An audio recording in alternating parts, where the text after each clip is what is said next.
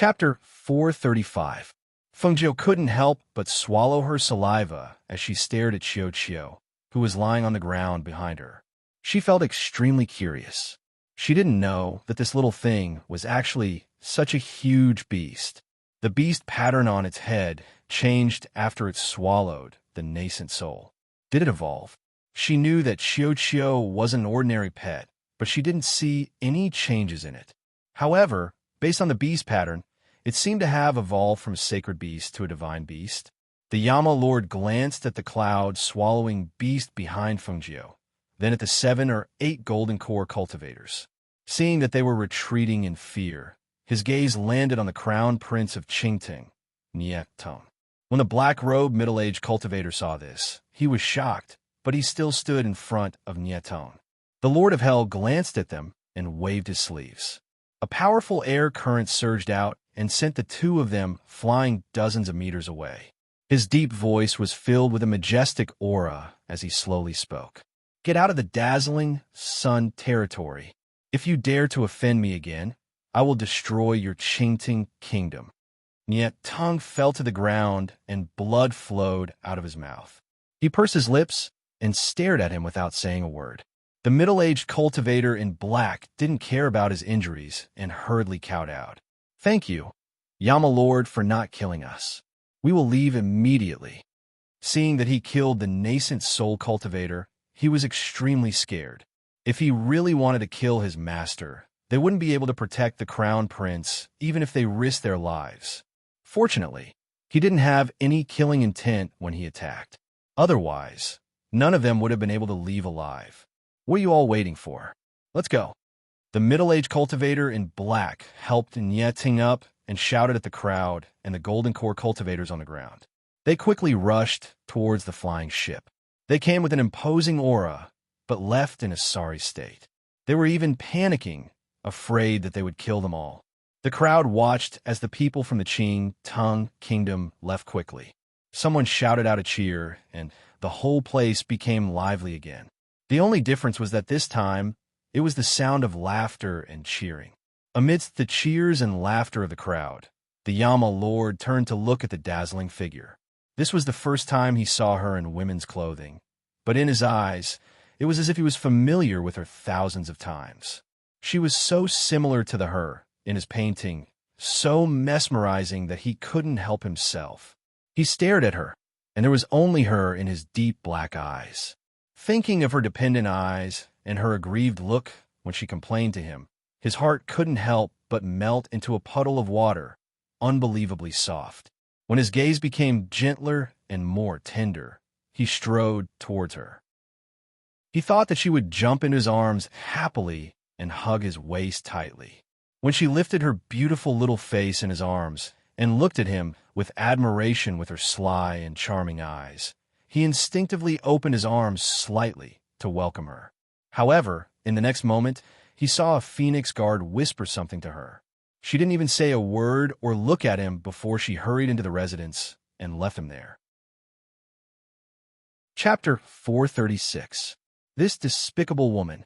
A nameless flame ignited in his heart. He knew that he was thinking too much. How could this woman, who did not understand romance, happily jump into his embrace because he had helped her vent her anger? Why was she hugging his waist and looking up at him with admiration? This woman, aside from not understanding romance, this woman was also despicable.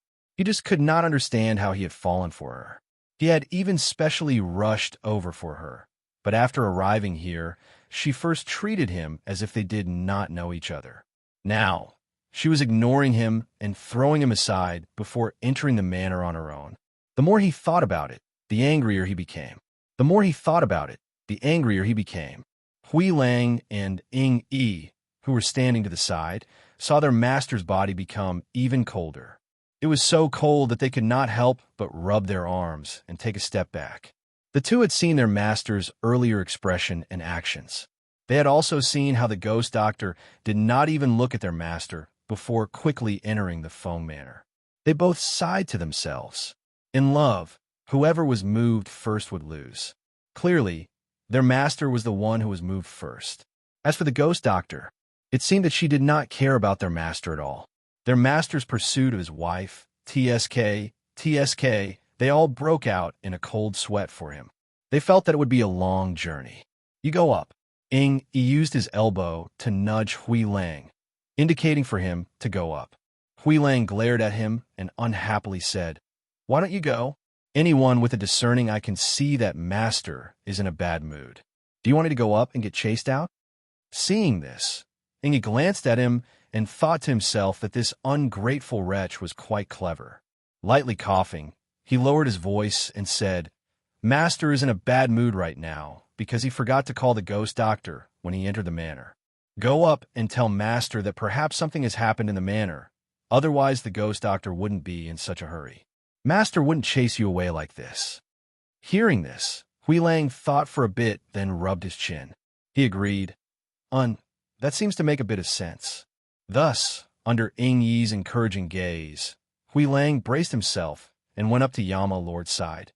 "Master, how about we also go in?" Looking at eldest young Miss Feng's expression just now, "I'm afraid that something has happened in the manor." The Yama Lord turned around and glanced at him. He pursed his lips and didn't say anything, but he still heard what he said. However, he still felt uncomfortable being forgotten by her, so he snorted and said, "I'm tired." Hui Lang was stunned. What did he mean? Aren't you going in to take a look? Just as he was thinking about whether or not he should suggest that his master enter the Feng Manor to rest, he heard Ying Yi's voice. "Since master is tired, how about you rest in the Feng Manor for the time being?" Hui Lang glanced at the respectful Ying Yi and felt that this person was used to taking advantage of others. That's right. If he wasn't so observant, how could he be the #1 shadow guard? Moreover, he was always by his master's side. Thus, under the two suggestion, the Yama Lord had a heavy expression, pursed his lips, and walked into the Feng Manor with his hands behind his back. The Phoenix guards, standing guard in front of the Feng Manor, did not stop him because it seemed that this person was very familiar with their master. Since he was not an enemy, he was their guest. After Feng Jiao and the Yama Lord entered the manor, the Phoenix guards outside quickly cleaned up the aftermath of the battle. They ordered people to carry the 10 chests of treasures into the Feng Manor, treating them as spoils of war. Chapter 437. Lung Shuang, who had followed them, glanced at them and said, "I can take you to the guest room to rest. I'm asking about her courtyard." The Yama Lord's voice was low as he stared at her sharply. Lung Shuang was about to speak when he was pulled aside by Luo Yu. Luo Yu smiled and said to the Yama Lord, "I can tell at a glance that you have a special relationship with our master. Others can't go to her courtyard, but you can. Let me lead the way." As he spoke, he made a gesture of invitation and led them to Feng Jiao's courtyard. The Yama Lord walked forward, while Hui Lang and Ying Yi looked at Luo Yu in surprise. They felt that this person was quite sensible. With their master's strength and tyranny, if he said that he wanted to go to the ghost doctor's courtyard, then he must go to her courtyard. He was in a bad mood. Who would dare to stop him? They would definitely suffer. After leading them to Feng Jiao's courtyard, Luo Yu left. Hui Lang and Ying Yi walked around the courtyard, looking at the quiet and elegant courtyard. The Yama Lord had already pushed open the door and entered the room. On the other side, Feng Jiao hurried to her father's courtyard. Seeing the faint smell of blood in the courtyard, her gaze turned cold and she asked, "Who's injured?" "Eldest miss, don't worry. Master is fine." Luo Yu's master saw her and hurriedly said, telling her not to worry. Feng Jiao's gaze swept across the several people in the courtyard. Seeing that one of the 8 was missing, she asked, "Where's Uncle Qi?" That was Qi Kang's master. Seeing that the 8 of them were loyal and devoted to her father, as elders, she respectfully addressed them as uncle. In the room, Lung Hua is helping old Qi apply medicine. Hearing this, she nodded and quickly walked into the room. As soon as she entered the room, the thick smell of blood rushed to her face. She frowned, but when she saw that her father, who was standing at the side helping to bandage the wound, was fine, she heaved a sigh of relief. She looked at Master Qi Kong, whose face was pale and seemed to have lost too much blood. "Xiao Jiu, you're here? Look, old Qi is seriously injured." Feng Xiao said quickly and asked her to come forward. It's okay. He won't die. Don't worry, Mississippi. Qi Kang's master smiled, but his pale face couldn't lie.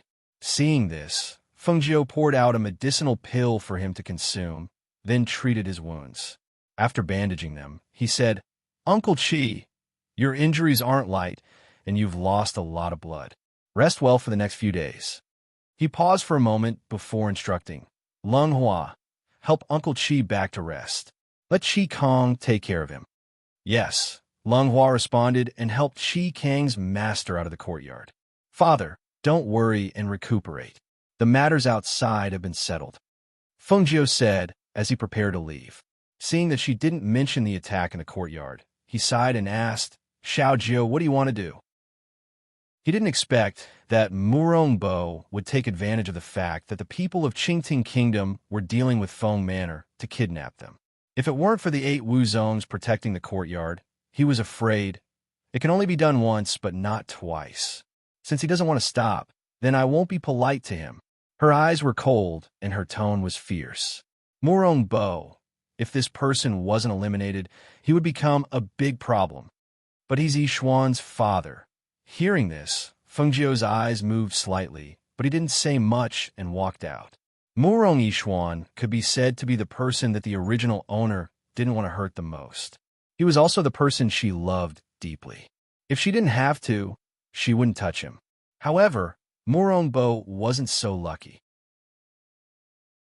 Chapter 438. Feng Jiu was stunned for a moment. That was the Yama Lord? This is bad. She had actually forgotten about him just now.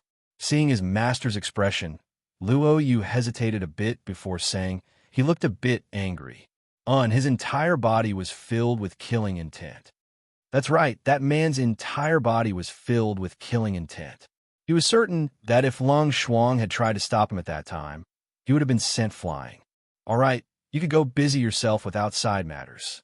If you see him, try to avoid him as much as possible. That fellow isn't easy to get along with. She gave a soft sigh and waved her hand, indicating for him to leave. She braced herself and walked towards the courtyard. He stood guard at the door, while Hui Lang wandered around the courtyard. Looking here and there, he clicked his tongue and said, I never thought that the ghost doctor would be so charming when dressed in red as a man, but still so enchanting when dressed in red as a woman. No wonder Master is so infatuated with her. Master's charm isn't bad either. I really don't understand. Why is it that when it comes to the ghost doctor, Master's charm doesn't have any effect? Hui Lang stood there alone for a long time without hearing Ying Yi's response. He turned around to look at him and said, Why aren't you saying anything? Ying Yi stood straight at the door and glanced at him before saying, I never talk about Master's matters. Chi, come on you. Hui Lang sneered as if he had heard something funny. He was about to say something when he saw a red figure walk over. His eyes lit up, and he quickly ran over. Hey, ghost doctor? Eldest young Miss Foam? Which one should I call her? Hui Lang's eyes lit up as he stared at her, feeling that this was inconceivable. This was clearly a woman, but they hadn't noticed at the time. It really was strange. Only, how did Master find out that the ghost doctor was a woman? This question had been in his heart for a long time, and he really needed to find a chance to ask. Feng Jiu glanced at Hui Lang. This big fool. He had fallen in her hands so many times, so why was he still so happy to see her? Where's your master? She looked into the courtyard. Other than Ying Yi standing at the door, there was no one else. Master is in your room. Hui Lang grinned. In the past, no matter how he looked at the ghost doctor, that brat, he didn't like the way he looked at him. Who asked him to turn his wise and mighty master gay? However, ever since he found out that the ghost doctor was a woman, no matter how he looked at her, she was pleasing to the eye. One had to know that she was most likely their master's woman. That meant that she was their madam. If they didn't curry favor with her now, when should they wait? Ghost doctor, Master isn't in a good mood. He reminded her softly. Feng Jiu, who was about to step in, paused when he heard this. Luo Yu had said it before, and now Hui Lang had also said it. Was it really not good? Thinking of this, she glanced at Hui Lang with a strange expression and asked, Why did you come here for no reason? Are you really here to look for me? How could she not know that the Yama Lord cared so much about her? Did he come all the way here to look for her? Hearing this, Hui Lang froze for a moment. We came here especially to look for you. After asking around for a long time, we found out that you were here. We originally wanted to come here a long time ago, but Master was held back by the matters at hand and delayed until now. When we heard that Qing Tang's crown prince had brought people to propose, Master directly put down the matters at hand and rushed over with the two of us. There's still a group of people behind us who will probably arrive a few days later. Chapter 439. Hearing the low voice coming from the room, Hui Lang's body tensed up, and he automatically took a few steps back to distance himself from Fengjiu. When Fengjiu heard the low and angry voice, her scalp went numb. She suddenly turned to Hui Lang and said, I just remembered that there are still some things I haven't done yet. Tell your master that I'll come back later. As soon as she finished speaking, she was about to turn and leave when the door creaked open. Are you afraid that I'll eat you? The Yama Lord glared at her angrily. Looking at the woman who was shrinking her shoulders and trying to slip away, he wanted to grab her and spank her to teach her a lesson. Why would I? I just don't want to disturb your rest. She smiled embarrassedly and turned to look at him. Come here. He stood with his hands behind his back, staring at her with his deep eyes. What's the matter?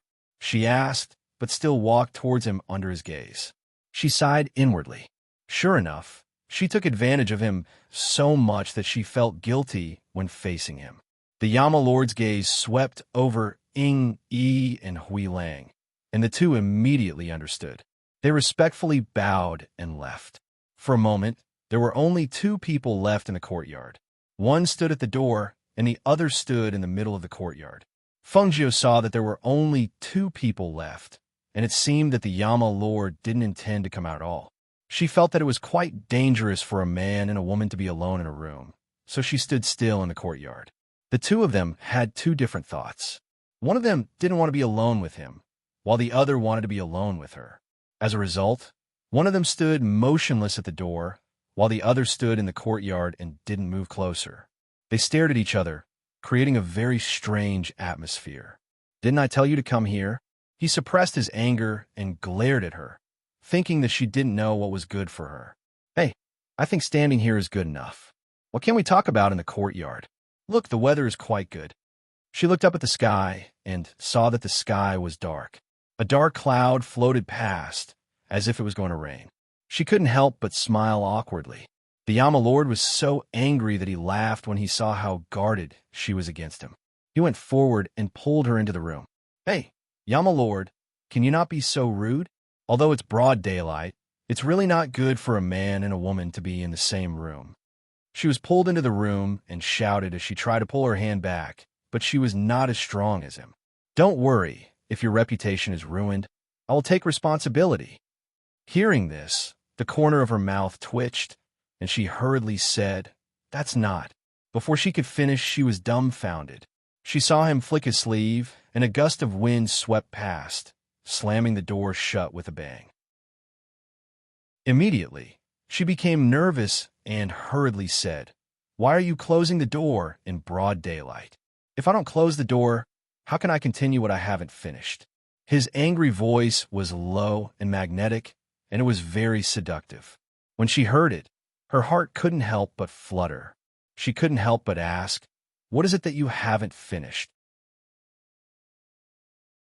Chapter 440. She let out a muffled groan as she widened her eyes in shock and glared at him angrily. Then she saw that the king of hell, who had taken off his mask, had actually covered her eyes with his hand, blocking her fiery gaze. The cold scent that belonged only to him assailed her nostrils. His thin lips that were filled with the scent of a man brushed against her moist red lips. With a bit of fanaticism and a bit of punishment, he fiercely kissed. No, he bit her lips. Her face was filled with black lines. She was speechless and stunned. Was she being forcefully kissed? A wolf kissed her. He was as ferocious as a wolf. But what did he mean by biting her like he was gnawing on her bones? The pain from her lips and waist made her scrunch up her face. However, her hands were restrained, her lips were sealed, and even her eyes were covered.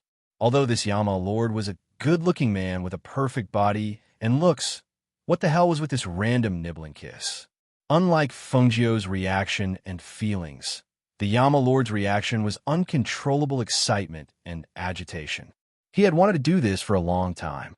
It was not that he had not found the opportunity, but he was too embarrassed to kiss her.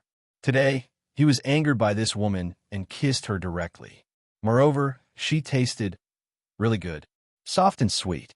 When their lips touched, it made him feel a trace of nervousness, a trace of apprehension, and a trace of excitement.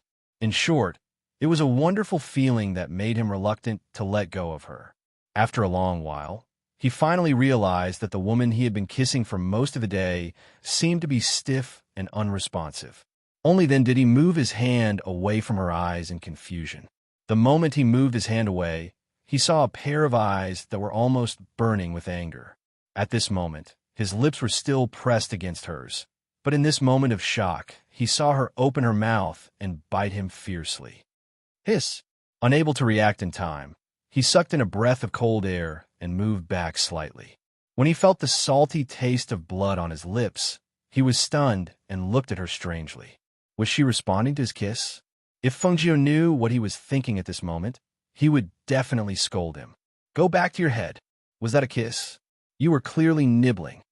Let go of me, she angrily shouted. Seeing that he still had a strange look on his face, she couldn't help but angrily scold. My waist is hurt. Hearing that her waist was hurt, the Yama lord was stunned and panicked. He quickly let go of her and helped her up. Let me see. How did you get hurt? After helping her up from the bed, he saw a medicine bottle under the thin blanket on the bed. No wonder she said she was hurt. Ouch, it hurts. She frowned her beautiful little face and sucked in a breath of cold air. She carefully rubbed her waist. His entire body was pushed down onto the bottle without any warning.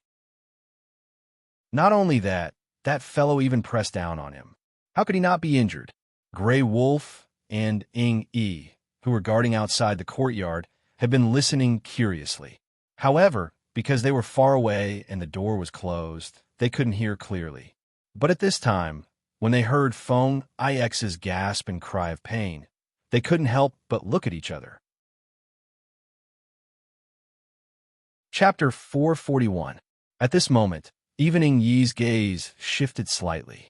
Looking at the tightly shut door, a strange expression appeared on his face. He thought to himself, it's broad daylight. Even if Master wants the ghost doctor, he wouldn't do anything rash, right? Thinking of this, he coughed lightly and said in a serious tone, don't think too much. What could the two of them do in broad daylight? Huilang glanced at him with disdain. If you're not thinking too much, how do you know I'm thinking too much? As soon as his voice fell, an excited smile appeared on his face. Although I do want Master and the ghost doctor to do something in there, you're right. It's broad daylight. Master shouldn't be so impulsive. But just as he said this, they heard the ghost doctor's angry, scolding, and Master's anxious voice from inside.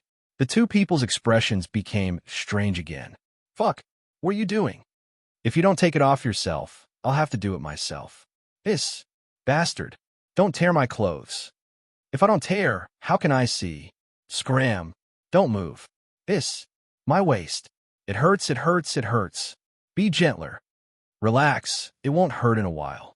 Hearing this, the two people guarding outside the courtyard were stunned. They stared dumbfoundedly at the tightly shut door and windows of the room. Their hearts were filled with excitement, and surprise. Did Master pounce on the ghost doctor? And he did it in broad daylight? Wasn't this too fierce? However, in the room, it was a different scene. Fengjiu was lying on the bed. Her red clothes had been torn at her waist by the Yama Lord, revealing a large patch of snow-white skin. However, there was a bruise on this patch of skin. The Yama Lord was applying medicine to the bruise, then gently rubbing it to dissolve the blood clot. Every time he rubbed, Fengjiu hissed in pain. He didn't use much strength, but he still saw her forehead oozing with a layer of sweat from the pain. Seeing her small face scrunched up, he couldn't help but feel a burst of heartache. The movements of his hands also followed suit. The original light rubbing became light stroking. This way it didn't hurt, but Fengjiu's whole body was covered with goosebumps. All right, stop rubbing." Hearing the disdainful words, Yanju's face darkened. However, when he remembered that he was the one who had caused her waist to be bruised, he could not get angry. Then, when he thought of his earlier ferocious actions, his ears could not help but burn. Now that the anger he had been suppressing had dissipated, he felt a little uncomfortable. However, he was an arrogant person. Even if he wasn't there, he wouldn't let her see it. Hence, with a dark expression and pursed lips, he took a step back and stood by the bed looking at the woman lying on the bed. His gaze fell on the clothes that had been torn by her. His eyes moved slightly, and he coughed lightly and asked, "Where are your clothes?" "This lord will get you a set to change into." Fengjiu glared at him and said in a bad mood, "Go out and call Lung Shuang over. Have someone prepare water. I want to take a bath." The Yama lord glanced at her. When his gaze swept past her slightly red and swollen lips, his face was slightly hot and uncomfortable. He quickly looked away and replied with a cold face, "And you lie down? This lord will help you call someone." As he spoke, he walked out of the room. Fengjiu had been staring at him, so she saw his uncomfortable expression and flushed ears. Her heart was slightly surprised. After he left the room and closed the door, she couldn't help but curse. Chapter 442. When Hui Lang and Ying Yi saw their master come out, they could not help but be surprised. "So fast. Master, you've come out?" The two walked closer and saw that his ears were still slightly red. They smiled internally. They never thought that their master would be shy. How rare. However, wasn't this speed a bit too fast? The gray wolf stared at him and looked him over. He wondered if he should have the Feng Manor's kitchen prepare something to supplement his master's body. The Yama lord calmed himself down and glanced at the two. Seeing that they were looking at him strangely, his face sank. "What are you standing there for? Go and find that girl called Lung Shuang. Also, have someone send in some hot water for her to take a bath." Hearing this, Hui Lang grinned. Good. This subordinate will go immediately." Immediately? Huh. It seemed like it was a success. Earlier, they had been worried that their master's pursuit of his wife would take a long time. Who knew that in just a short while, their master would take care of the ghost doctor and even eat her up in broad daylight? TSK, this speed really left them in the dust. Seeing Hui Lang excitedly run off, the Yama lord was a bit confused. However, thinking about how Hui Lang had always been unreliable, he did not pay him any attention. Instead, he said to Ying, "Take out a few things from your space. Come with me to see the head of the Feng family." "Yes." Ying respectfully complied. He took out the gifts he had prepared from his space. Holding them in his hand, he followed behind his master and headed towards Feng Zhao's courtyard. Along the way, the people of the Feng Manor all respectfully saluted the Yama lord when they saw him. They knew that this black-robed man had killed a nascent soul cultivator with a flick of his wrist. Also, if he had not acted, their Feng Manor would have met with a disaster today. The higher-ups of the manor had already told them that he was an important guest of the Feng Manor. They could not neglect him. On the other side, someone also reported to Feng Shao about the Yama lord. Therefore, when Feng Shao heard that the Yama lord came to visit, he didn't refuse. Instead, he asked someone to invite him in. When the door opened and the man wearing a black robe with dark flower patterns walked in, Feng Shao couldn't help but be slightly surprised. It was a man in his 20s. His entire body was filled with a resolute and fierce kingly aura. That noble temperament made him, who was used to seeing all kinds of outstanding people, want to praise him. What a peerlessly handsome man! His face was perfect and impeccable. His facial features were outstanding, and there was no sense of disharmony. Every part of his face seemed to have been carefully carved by the heavens, gathering the best of heaven and earth into his body. This kind of man had the appearance of a celestial being, the noble temperament, and the domineering aura of a king. He was like a god above the 9 heavens, so noble that no one dared to look directly at him. At that moment, even he felt a bit nervous in front of him. That was because his aura was simply too intimidating. However, he did not know that while he was nervous, the Yama Lord was even more nervous than him. It was because of his nervousness that the kingly aura from his body could not be concealed. It was because of his nervousness that his face was a bit stiff. He wanted to pull out a smile and do his best to soften his aura, but he could not do it. The more he tried, the more nervous he became. In the end, his handsome face became cold and stiff, as if he had facial paralysis. Chapter 443. Ing, who was carrying a gift behind him, saw his master's stiff body and knew that he was nervous. He looked at Feng Xiao and saw that he was also nervous. He stood there and seemed to have forgotten how to greet the guest. He knew that he must have been shocked by the majestic aura that his master exuded. That's right. Master's cultivation was so high. In addition to his noble status, he was born with an innate noble aura. This noble aura was not something that normal people could compare to. Anyone who saw it would be like this Feng family head. Only when he met the ghost doctor, that weirdo, did Master's dignified charm not come in handy. As his master's personal shadow guard, he naturally knew how to deal with this situation. Thus, he carried the gift forward and bowed. Feng family head, this is my master.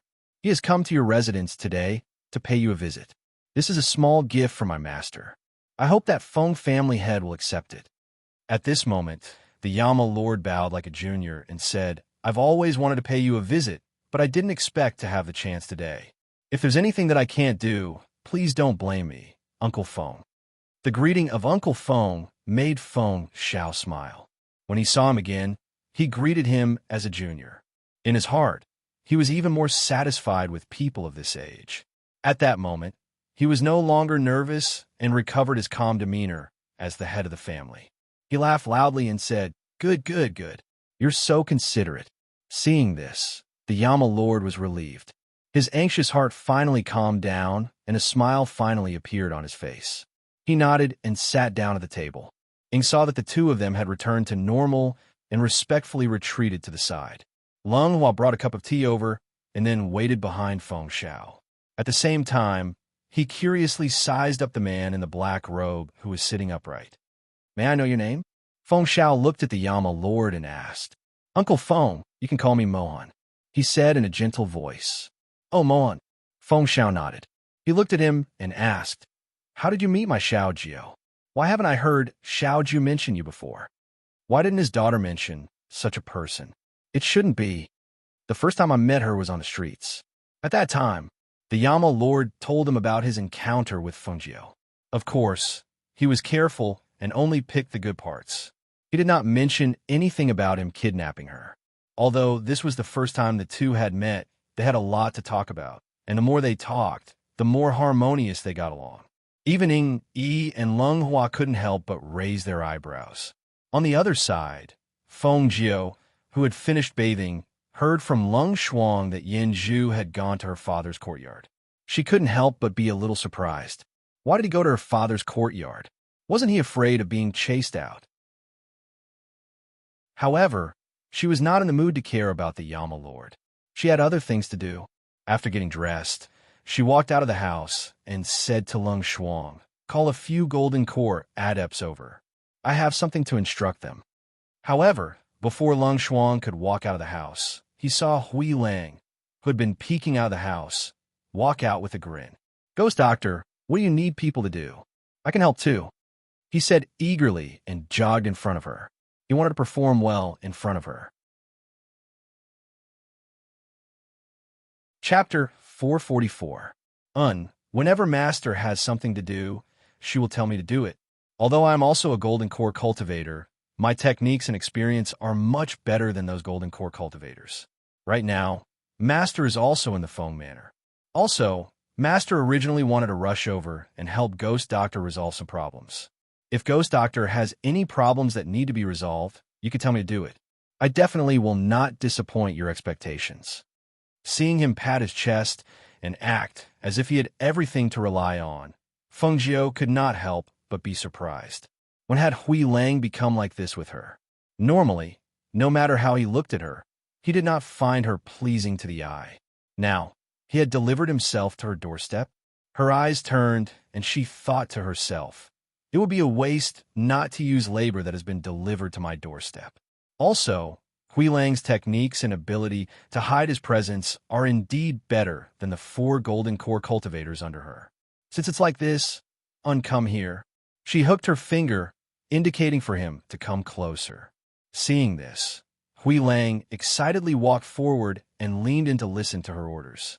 After hearing her words, his eyes lit up and he nodded from time to time. Take it. After giving her orders, Feng Jiao threw a medicine bottle to him. Ghost doctor, don't worry. Leave this to me. He cracked a smile and rubbed his hands together in excitement. I have not spread the ghost doctor's identity, so don't call me ghost doctor. Yes, then I will call you. He originally wanted to call her madam, but thinking about it, girls were all thin-skinned.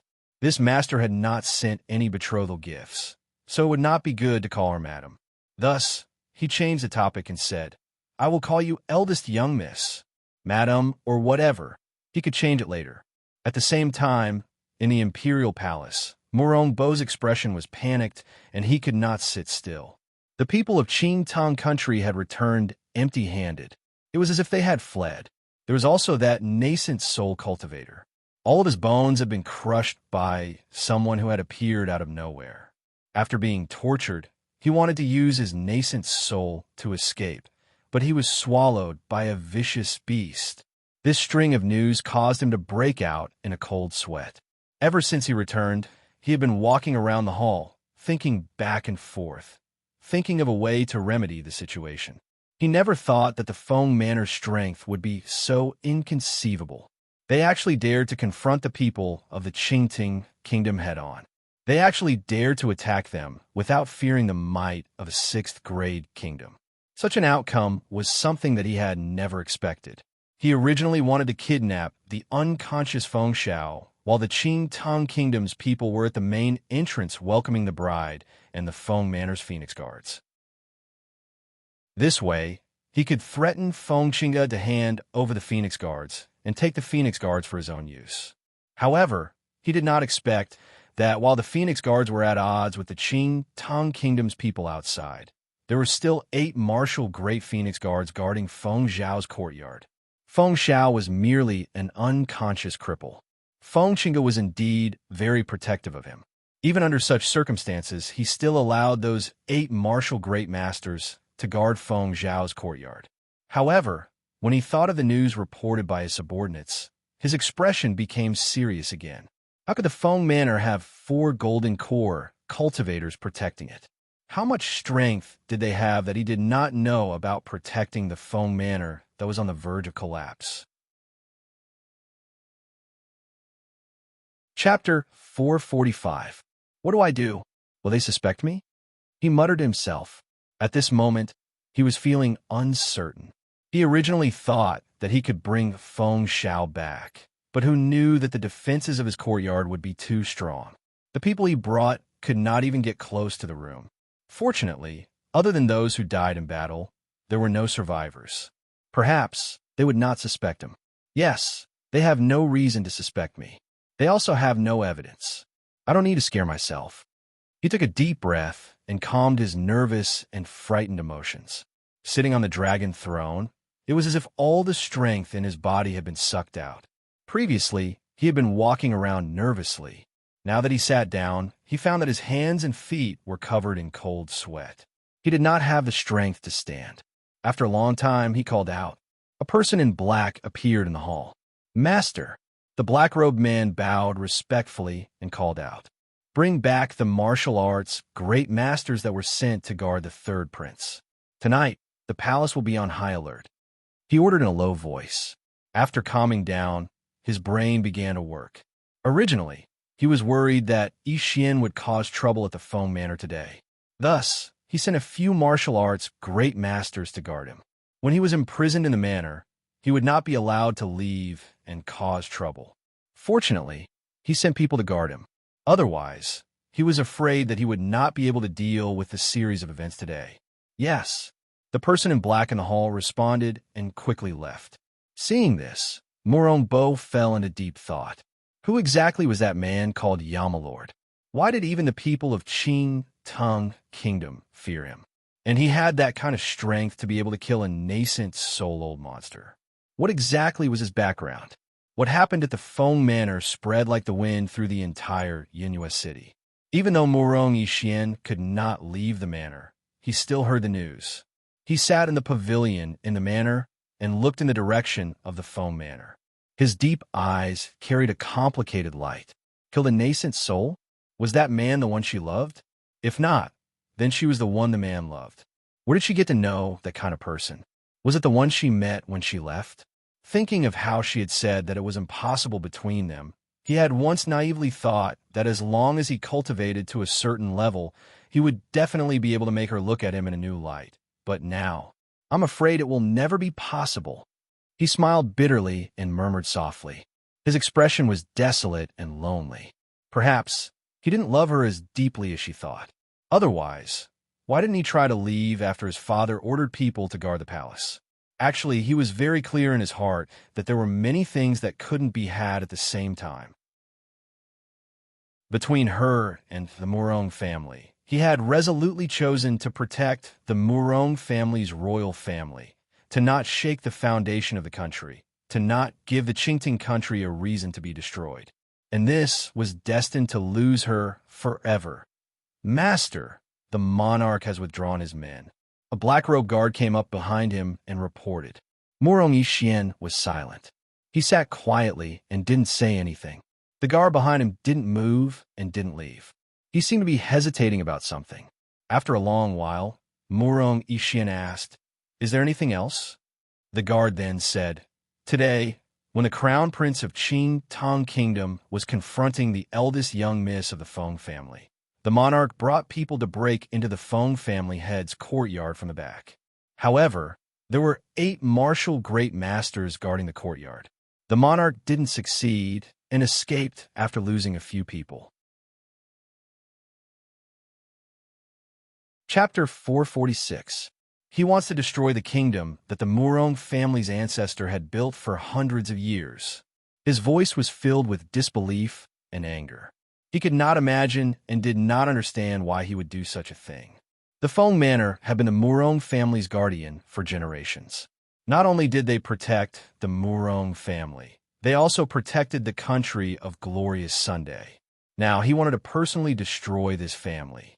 Furious, he stood up. With a wave of his sleeve, he strode towards the imperial palace. He did not even have anyone prepare a carriage. Instead, he used his qi to fly over.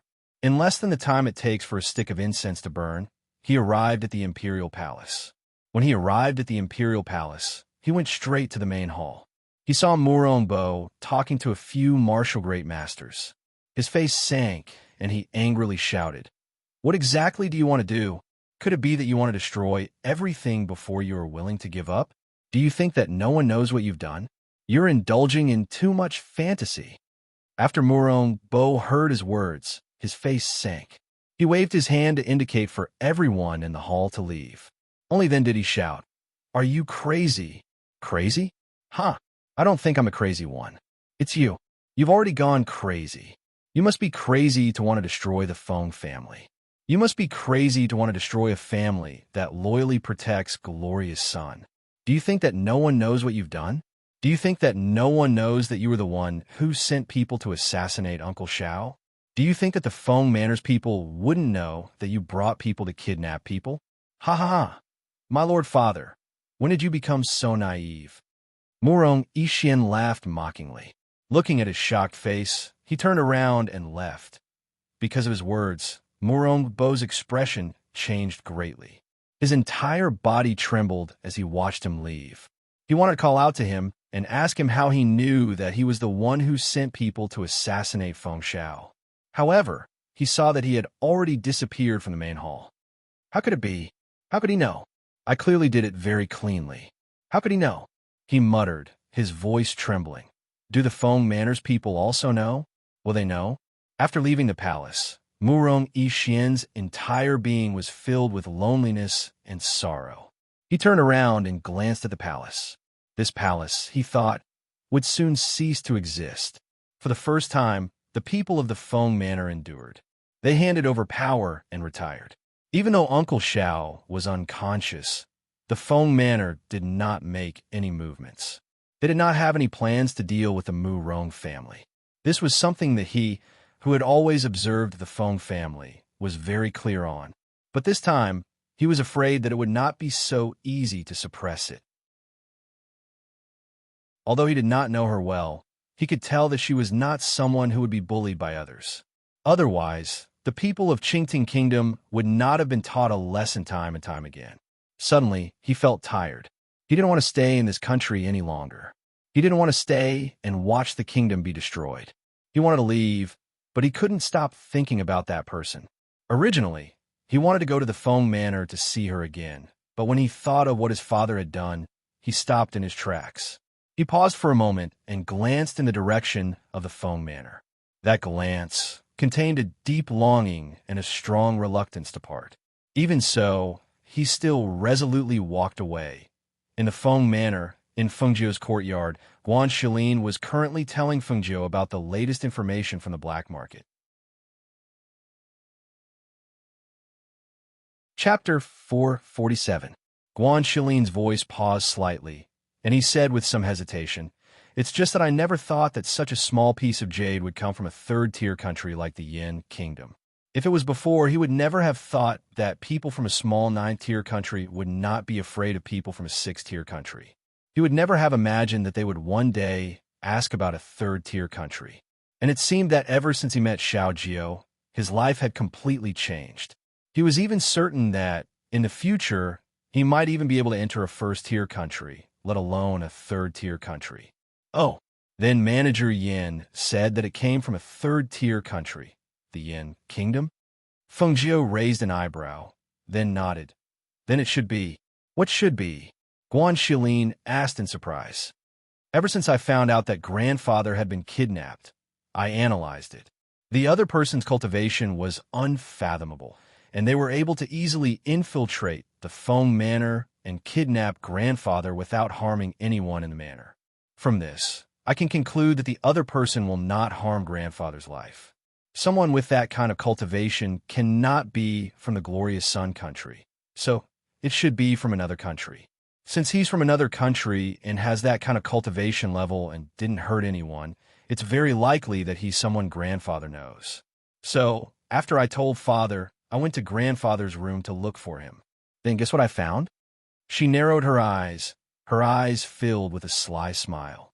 Seeing her expression, Guan Shilin was startled. With a strange expression, he said, "Don't tell me you found out who the person who kidnapped grandfather is." I didn't. However, I'm certain that grandfather knows them.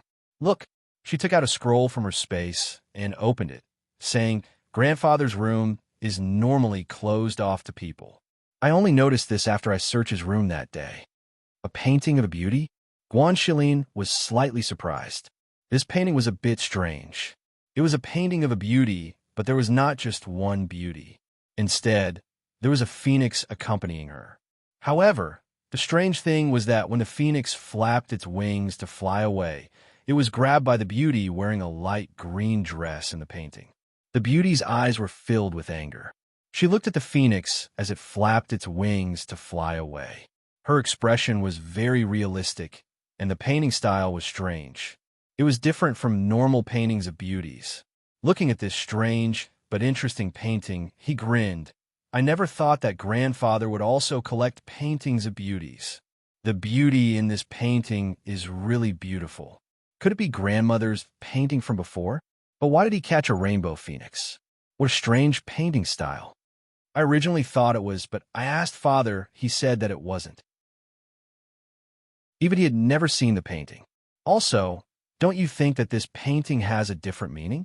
Also, this painting has a spirit map imprint. She chuckled, thinking about the meaning of this painting. The smile on her lips couldn't help but deepen. Hearing this, Guan Shilin was stunned. Have a painting of the Yin Kingdom? What is that? Chapter 448. Listening to her explanation, Guan Shilin nodded, as if he understood. He really didn't know much about the magic of cultivators. He only vaguely knew a bit about it. So, he looked at the painting again and asked, "Then what do you mean by meaning?" Although the style of this painting is a bit strange, it doesn't seem to have any meaning. And if it were other birds, it would be fine, but the one in the painting is a phoenix. Think about it. Our Feng family happens to have the surname Feng. I guess, of course, it's just my guess. This phoenix flapping its wings should represent someone from our Feng family. Her eyes were smiling, and there was a hint of curiosity in them. If it was really as she thought, then grandfather's kidnapping would be very interesting. However, all of this was just her guess. The specifics would only be known when the investigation was done. Hearing that she didn't say half of it, Guanxilin was confused. You've been talking for a long time, but I still don't understand. Who exactly kidnapped grandfather? I'm guessing that it has something to do with her. Her finger pointed downwards, landing on a seal at the corner of the ground. Yen Sushi? Seeing these two words, Guanxilin was startled. What does this name mean? Hearing this, Fengjiu glared at him.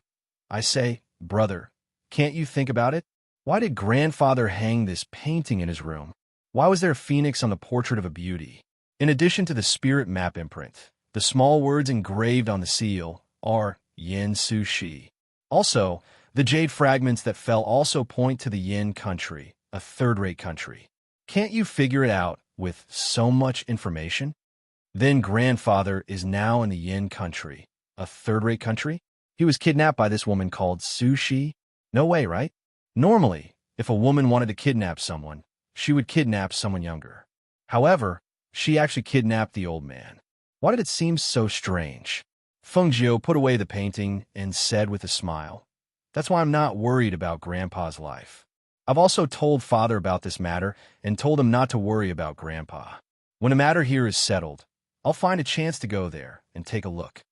Since we know that Grandpa will not be in danger, we can rest assured. However, what about the Yama Lord who lives here now? He didn't seem easy to get along with. How long did he plan to stay here? Don't tell me he wants to take you with him? Guanxilin had a strange expression on his face. He shuddered at the thought of the majestic, black-robed Yama Lord. That person's coercion was too strong. Just by looking at him from afar, he could feel how terrifying he was, let alone seeing him kill a nascent soul old monster with his own eyes.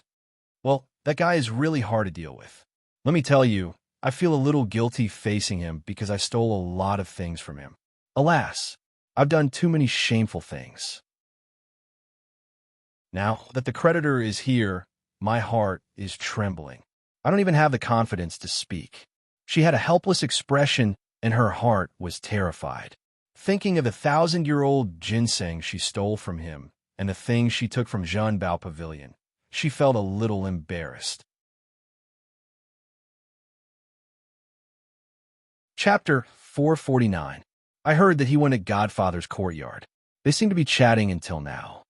Was there so much to talk about when they had just met? As she spoke, she saw the black-robed figure walking over with his hand behind his back. Guanxilin looked and said, He's here. Brother, why don't I go to your place to hide for a few days? Hearing this, Guanxilin looked at her and said, It's better if you don't go. He came all the way here to find you. You can't avoid him. With that, he stood up and grinned. Xiaojio, I'll go back first. If there's anything, send someone call me. As soon as he finished speaking, he quickly walked out of the room without waiting for her reply. When he passed by the Yama King, he cupped his fists and bowed before walking out. Seeing this, Fengjiu sighed inwardly. He could only get up and walk out. Standing at the door, he looked at the Yama Lord and asked, How long will you be staying here?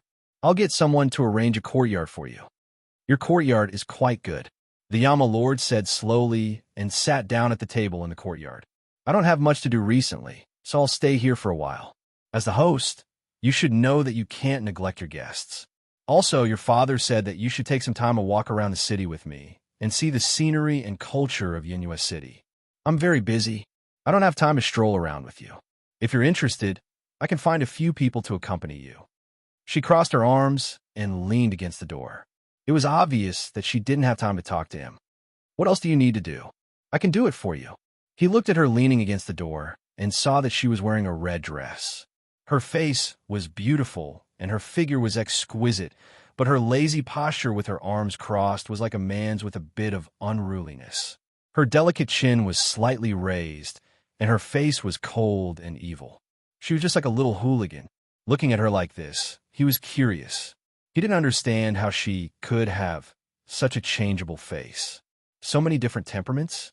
They were clearly the same person, but she had to be as elegant as a celestial fairy to be able to bring out that elegant and refined posture.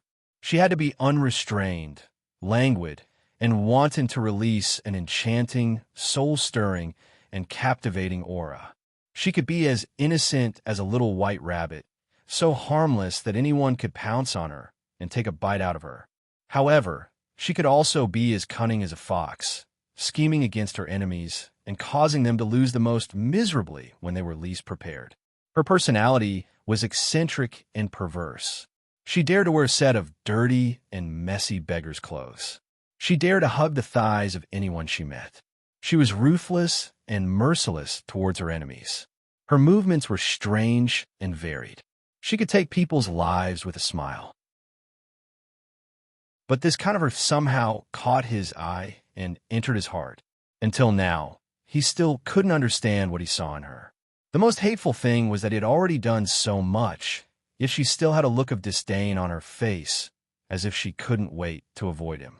Every time he thought about it, he was so angry that he wanted to push her down on the bed and teach her a lesson. Just like what happened at noon. Thinking of the scene at noon, his stern, handsome face couldn't help but soften. His thin lips also slightly hooked up into a happy smile. But this appearance of his, in Fengjiu's eyes, became another appearance. Chapter 450. Sure enough, once these words were said, the Yama Lord's smile froze. He angrily glanced at Fengjiu, who had an annoying expression. This woman was still as clueless as ever. Yama Lord, I really have a lot of things to do recently. If you want to live in my home, then don't disturb me for a while. She spoke with a smile. Seeing that his expression was not good, she continued, although I'm very grateful that you have helped our Feng manor, I still hope that I can do it myself. She had never been a woman who relied on a man. She was used to handling many things herself. If she blindly relied on others, then she would develop a dependent personality. Women relied on men to live, and she definitely would not allow herself to become that kind of woman. Hearing this, the Yama Lord looked deeply at her, seeing that although she was smiling, her eyes were serious. After thinking for a bit, he knew what she meant. Thus, he looked away. His deep and magnetic voice carried a bit of arrogance. This lord is not someone who will help just anyone. That's good. Lung Shuang, bring the Yama Lord to his courtyard to rest. She shouted to the outside and saw Lung Shuang walk in from outside. He gestured to the Yama Lord. Please come with me. No matter how thick his skin was, being pushed out by her again and again made him feel a bit embarrassed. Thus, he stood up with a heavy expression, glanced at her, and walked out. He glanced at Fengjiu, who was leaning against the door, then followed his master's footsteps. Walking out of the courtyard, he sighed to himself. Didn't Master and the ghost doctor already have a good relationship? Why are the two of them still interacting so strangely? Seeing them leave, Fengjiu's gaze deepened. After a long time, he looked away and entered his room. After closing the door, he entered his space to cultivate. As night fell, Hui Lang, who had received orders, went to the imperial palace alone. He silently snuck into Murong Bo's palace. Seeing that there were quite a few people standing guard around his palace, he secretly sneered. You want to protect him with just these few people? That's too much of fantasy. Offending him was a small matter, but offending the ghost doctor, his future master's wife, would cause a lot of trouble. Thinking of the bottle of medicine that the ghost doctor had given him, he took it out and played with it in his hand. His eyes turned, and he pulled out a bottle from his space. Only then did he disappear. Murong Bo, who had been on guard, did not know that someone had already snuck into his palace and arrived at his side. After midnight, Grey Wolf returned to the Feng Manor and went to Fengjiu's courtyard. However, he saw that the lights were already out, so he could only return to his master's place. Before he entered the courtyard, Ingy glanced at him and asked, Where did you go? I want to help the ghost doctor with something. He cracked a smile and excitedly spoke. Just as he was about to tell him what he had done tonight, he heard his master's voice come from the room. "Come in." Hearing that deep voice, Hui Lang's gaze turned and asked, "How is Master feeling?" After receiving the ghost doctor's orders, he had left the manor to familiarize himself with the route. Thus, he had no idea what had happened in the manor. "Won't you know once you go in?" Inge did not say anything else and indicated for him to go in.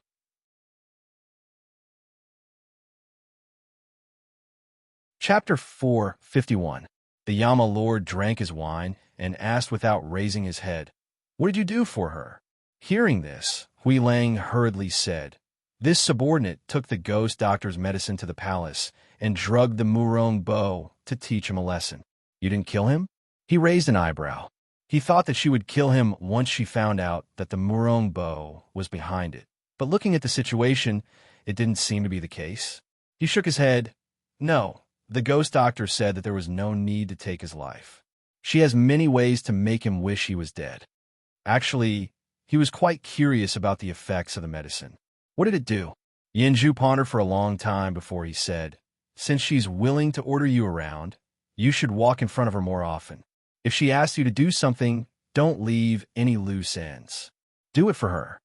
Hearing this, Hui Lang was slightly startled, but he still replied, "Yes." "You're dismissed." "Yes." He nodded and walked out of the room with a confused look on his face. Strange, why did Master feel that something was off? Like something was wrong? Could it be that he came back with a stomach full of anger from the ghost doctor? The next morning, he arrived at Fengjiu's courtyard early to wait, but he didn't expect that she didn't wake up early at all. Instead, she opened the door and walked out at noon. "Ghost, young miss, I finished what you asked me to do last night. I was going to come and tell you, but I saw that you turned off the lights early, so I didn't disturb your rest." He grinned and looked at her dressed in white today. He felt that no matter if it was white or red, she could wear it in her own style. No matter how he looked at her, she was beautiful. Only this kind of person was worthy of his master. Only this kind of person could control his master. He just didn't know. What kind of anger did she give his master yesterday? He asked for half a day last night, but he refused to say anything. This made him curious, so he couldn't sleep well. "Did you alert the people around him?" Fengjiu asked as he walked to the table and sat down. "No. I stared at him for a long time before I killed one of his men and replaced him. He didn't even know that I was walking beside him and pouring tea for him. However, I saw that Murong Bo's face didn't look too good. He must have been in a state of fear ever since he returned. With his skills, it was too easy for him to do this." "Very good. Sorry to trouble you." She nodded with satisfaction. It's no trouble at all. In the future, if it's inconvenient for you to appear or take action, you can leave it to me." "All right, young miss, what exactly is the effect of that medicine? Can it really make people wish they were dead?" His face was full of curiosity. Because he wasn't very proficient in pharmacology, he really didn't know what the medicine in the bottle was for. "If you want to know, why don't you go take a look yourself tonight?" She curled her lips into a smile, and the smile on her lips was a bit strange and cold. After Murong Bo took the medicine, he won't let the news spread. However, paper can't wrap fire. This matter can't be suppressed for long. I really want to see how he will take action against my Feng Manor when he can't even protect himself. Chapter 452. Just as Hui Lang had expected, at this moment, Murong Bo's palace was in a state of tension and solemnity. The monarch, Murong Bo, who was still fine last night, could not get up this morning. Not only that, his head of hair had all fallen out and was as smooth as a mirror, as if there was not even a blade of grass growing on it. As for Murong Bo, who was originally middle-aged and had a perfect appearance, it was as if his life force had been sucked out of him overnight. He rapidly aged, and in just one night, he turned from a middle-aged man around 40 to a middle-aged man around 50. The skin on his face and body had aged overnight, as if it had been sucked dry by something. The most shocking thing was that his cultivation had also fallen from a martial great master to a great martial master overnight. This sudden change was very strange. No one could find a reason, and no one had the ability to treat it. At the same time, Murong Bo was extremely shocked. If you can't find a reason, I'll cripple you." He shouted angrily and lifted his leg to kick a doctor who was kneeling in front of him. That doctor did not dare to dodge and took the kick directly. He fell to the ground and wiped off his cold sweat. It was too unbelievable. In one night, the monarch's hair had all fallen out and his strength had fallen by a level. Furthermore, it did not seem to have stopped and seemed to be continuing to decline. Whether it was his life force, his cultivation, or his life force, they were all disappearing. This made them, who had never encountered such a situation, tremble with fear and panic. It was one thing if one person could not diagnose it, but if a group of people could not diagnose it, then it was a nameless disease. Could it be that the monarch was worried? Otherwise, why would it become like this? An old man who was kneeling at the side steadied his emotions and said calmly, "Monarch, please calm down. According to our diagnosis, the monarch does not show any signs of being poisoned, and your pulse is normal. For this to happen so suddenly, perhaps the monarch is worried about the country's affairs. Perhaps the monarch is relaxed, and your body will gradually recover." Gradually recover? Morongbo's face was gloomy, and there was an unconcealable fear in his eyes. He scolded with a trembling voice, "You trash! Don't you see that I'm getting older every second? Can't you see that my cultivation base is dispersing with every passing second? Gradually recover? Do you want me to sit here and wait for death?" The dozen or so doctors did not dare to respond. All of them were kneeling with their heads lowered, not daring to raise their heads. They had never seen such a diagnosis before. How would they treat it? "Monarch, why don't we issue an imperial notice to search for the whereabouts of the ghost doctor? With the ghost doctor's talent in medicine, she will definitely be able to diagnose the crux of the problem." A doctor boldly suggested. "Scram! Get out of here! Useless thing!" Morongbo shouted angrily, grabbing the things at hand and throwing them at them. "You want me to post the imperial ranking list? Wouldn't that be telling the world that he, the monarch, was no good? At that time, there would be no need for the other countries to invade. Once the people below them turned over, there would be nothing left. There must be a reason for everything. It can't be like this for no reason. There must be a reason. Let me think. Let me think." He forced himself to calm down. From yesterday until today, what he had done, what he had eaten, what he had touched, he recalled it all in his mind, but the fear in his heart was too great. His heart was a mess, and he had no way of calming himself down to think carefully. However, he was certain that this matter was definitely related to the people of the Feng Manor. Chapter 453. Thinking of this, his heart trembled, and he suddenly shouted, "Guards! Guards!" A guard in black rushed in, not daring to look at the person above. Instead, he respectfully knelt on one knee and said, "Master, go to the palace immediately and call Yi Xian over." He tried his best to calm himself down, but his trembling voice still revealed his fear. "Yes," the man in black responded and quickly left. "It must be them. But when did they do it? I'm surrounded by my trusted aides," he muttered in a panic. Speaking of this, his voice paused, as if he suddenly remembered something. He clenched his fists and shouted, "Guards! Guards!" Several men in black came in, and the trembling voice said, "Count the number of people for me. See if there's anyone missing. Quickly. Immediately." "Yes." Several people responded and quickly retreated. They counted all their people. When one person was missing, the person counting was startled. He counted again, and after confirming, he quickly reported to his superiors. "Master, we're missing one person." As expected, he stumbled back a few steps, his face full of shock and understanding. At this time, the shadow guard who had been sent out from the palace came back to report, "Master, according to the people in the palace, the third prince did not return home yesterday. The people they sent out could not find his whereabouts in the city. The people at the city gates said that they saw the third prince leave the city and did not know where he went." Hearing this, Morongbo's entire body went limp on the ground. His mind was completely blank. His originally aged person seemed to have aged 10 years at this moment. He sat on the ground, his eyes empty as he looked forward, unable to speak for a long time. Seeing this, the people in the palace looked at each other and silently retreated.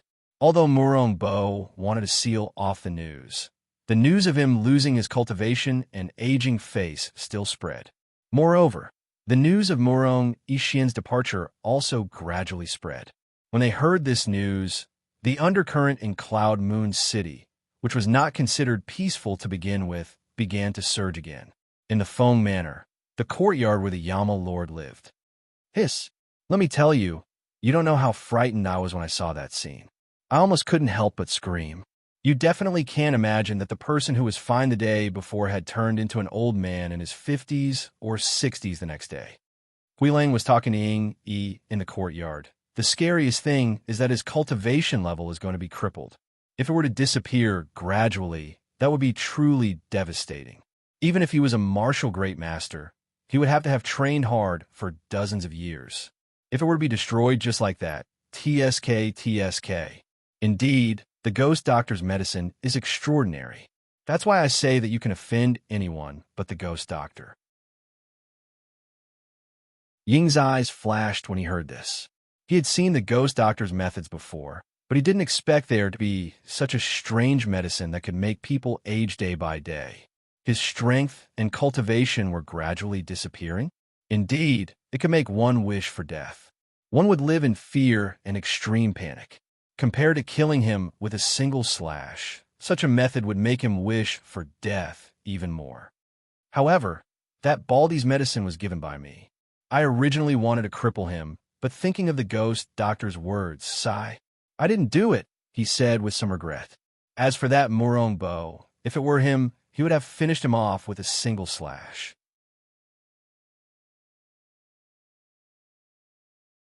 Chapter 454. Hearing this, Ingy glanced into the room and said in a low voice, "He's probably waiting for the ghost doctor to finish her work and think of him before coming out." His master's mood was not good. As subordinates, their skin was a bit more tense. Only Huilang dared to be happy these past 2 days. He did not even dare to smile. Waiting for the ghost doctor to think of him, Huilang had a strange expression and said, "Compared to this, I feel that Master should go to the ghost doctor's courtyard and walk around in front of her." Waiting for the ghost doctor to think of Master? To put it bluntly, Master would probably wait and wait until the ghost doctor forgot about him. Ingy glanced at him and suggested, "How about you go in and give Master some advice?" Me again? Huilang glared. "Don't be too evil. How can you suggest that I do all sorts of bad things? If you have the guts, go yourself." "I won't go. If you don't go to Master's place, you can go to the ghost doctor's place."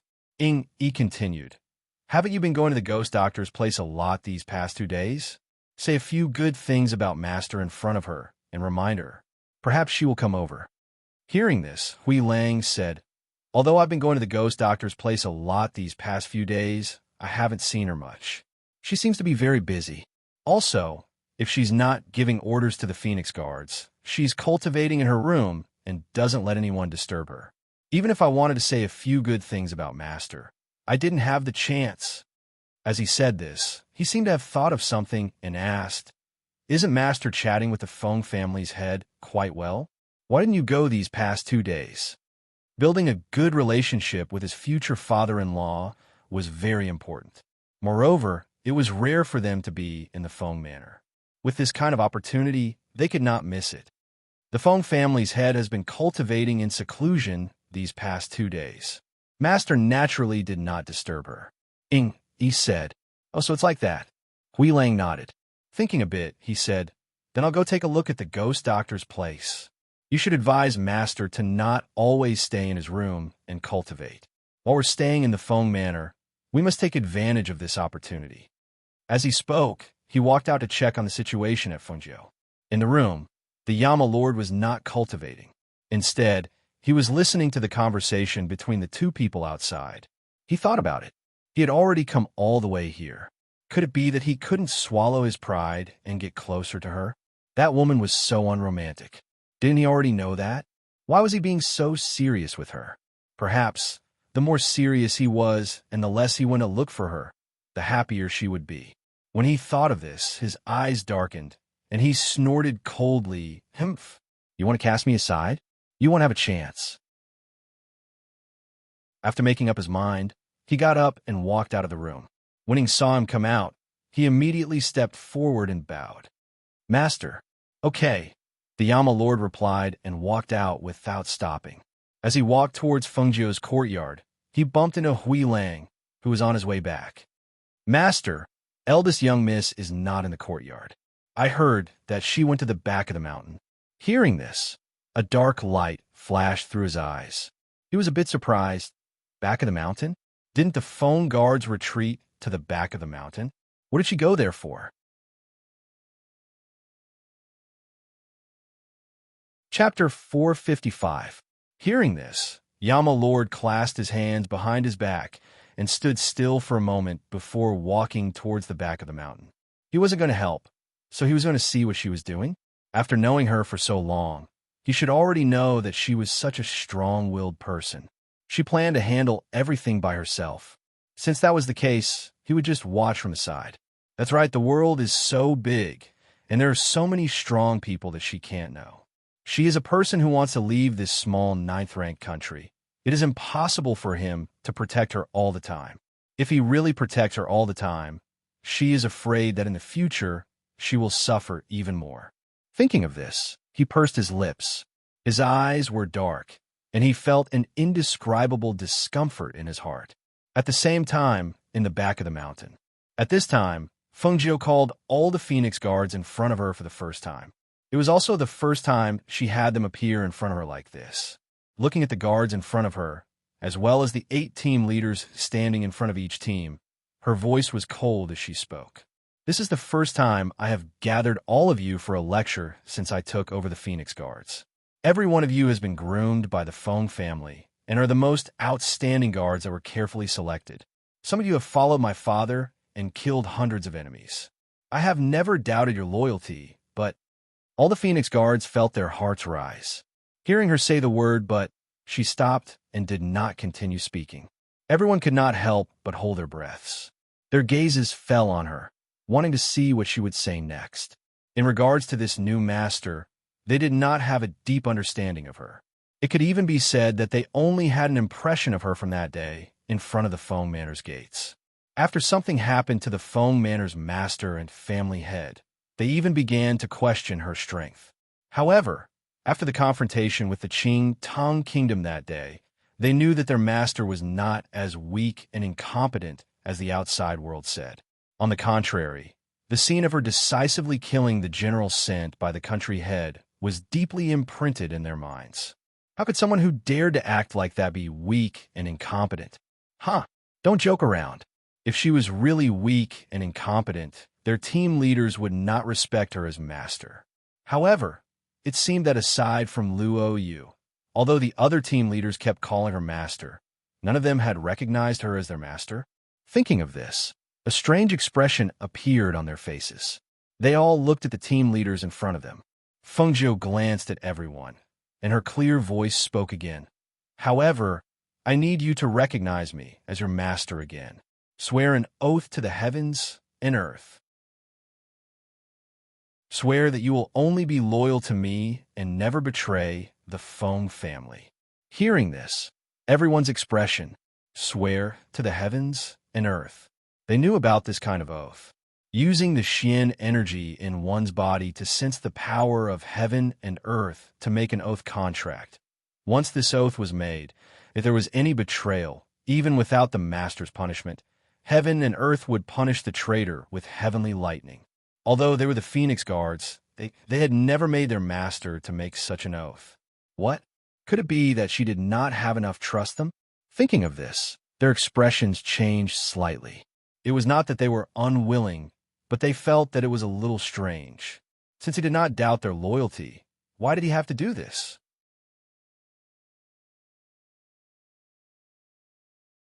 Chapter 456. I Luo Yu, Fan Lin, Qi Kong, Wei Feng, Lu Yun, Guamo, Mini, Feng Cheng. I hereby swear that I will follow Master for the rest of my life and will never betray him. If I violate this oath, heaven and earth will punish me, 8 deep and solemn voices rang out at the same time. The sonorous and powerful voices, accompanied by their oaths, entered the ears of the Phoenix Guards behind them and Fengjiu in front of them. Just as they finished speaking, 8 complex and ancient patterns floated up from the ground beneath them. They turned into rays of light and shot into the space between their eyebrows before disappearing. At this moment, the Phoenix Guards behind them saw this and immediately knelt down on one knee. Their gazes fell on Fengjiu. Their sonorous and powerful voices were filled with a majestic aura of killing enemies. They rang out in an orderly and solemn manner in the rear mountain. I hereby swear that I will follow Master for the rest of my life and will never betray him. If I violate this oath, heaven and earth will punish me. A huge pattern gradually spread out from beneath the feet of all the Phoenix Guards. After gathering their dark force, it turned into rays of light and entered the space between their eyebrows. The scene was so magnificent that even the nearby Yama Lord's expression changed. His deep and bottomless eyes looked towards the red figure. Ing Yi and Huilang followed behind her. They were also shocked when they saw this scene. She was indeed not simple to be able to make those people willingly acknowledge her as their master and swear an oath to heaven and earth. One had to know that once they swore an oath to heaven and earth, they would be handing their lives over to her.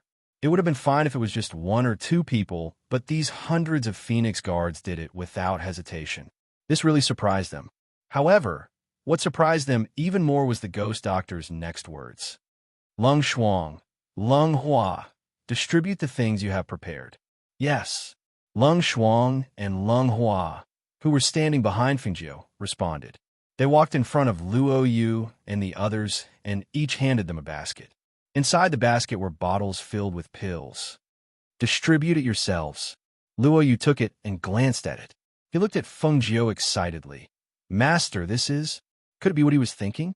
Fengjiu glanced at him, his voice carrying the aura of profound energy. These are pills that can help you advance. After you get the pills, take them and cultivate on the spot. There are 4 golden core cultivators around to protect you, so you don't have to worry about being disturbed during your advancement. Hearing this, everyone exploded and cried out involuntarily. What? Medicinal pills? Is this really an advancement pill? It's true, it's true. Look, I got it. A Phoenix Guard who had already received the medicinal pill raised the medicinal pill in his hand in surprise. This is a medicinal pill, and there are even medicinal pill patterns on it. Hiss, just how many medicinal pills were there? Master, where did all these come from? They sucked in a breath of cold air, feeling incredulous. In a small 9th grade country like theirs, potions were extremely rare, let alone something as rare as a pill. You still don't know, right? My other identity is the Ghost Doctor. In the future, you won't be lacking in things like potions and medicinal pills, Fengjiu said with a smile. His faint voice made all the Phoenix Guards' hearts beat wildly. Chapter 457. At this moment, they finally understood why even those golden core cultivators would recognize their master as their master. To be able to refine so many pills, how terrifying was their master's alchemy skills. Perhaps many alchemists couldn't compare to her. At this moment, they couldn't help but think that since the mounts and pets by their master's side were so extraordinary, could it be that their master had been feeding them pills or medicines? Otherwise, how could that round snow-white pet suddenly become bigger than a lion? That ferocious appearance was even more ferocious than a ferocious beast. As for that old white, they couldn't understand how it saved their master from the hands of a peak martial arts grandmaster. However, from the looks of it now, it should have eaten a lot of pills or medicine refined by their master. After receiving the pills with excitement, they each held the pills and sized them up. Looking at the pill patterns on the pills, they didn't know what grade they were. However, after hearing from their master that there were 4 golden core cultivators around to protect them, they all sat down cross-legged, consumed the pills, and began to cultivate.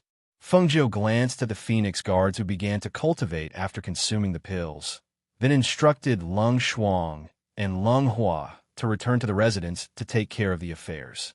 After all, her father was also advancing recently, and now the Phoenix Guards were the same, so some of the trivial matters in the residence couldn't be left unattended. These days, her pills were all refined in the space.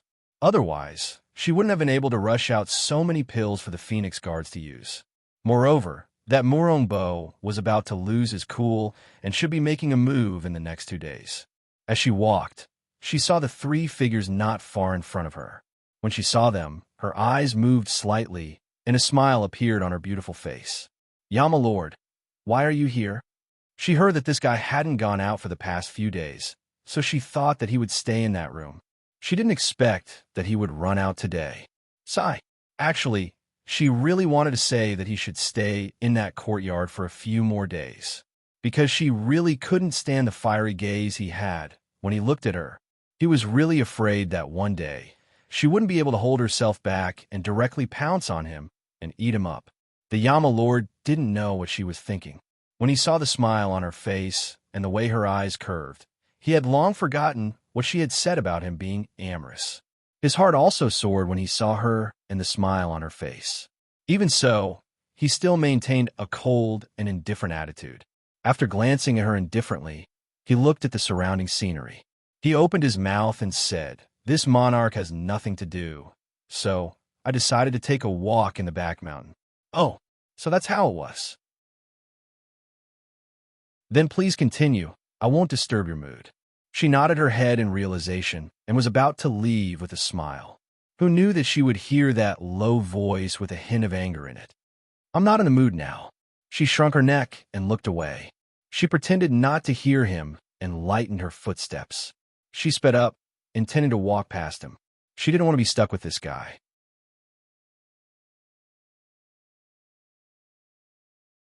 Chapter 458. Fengjiu rubbed her nose and looked up at him. She smiled and asked, "Yama Lord, is there anything else? This lord has been here for a few days, but you haven't done your duty as a host. Shouldn't you take a day out to accompany this lord?"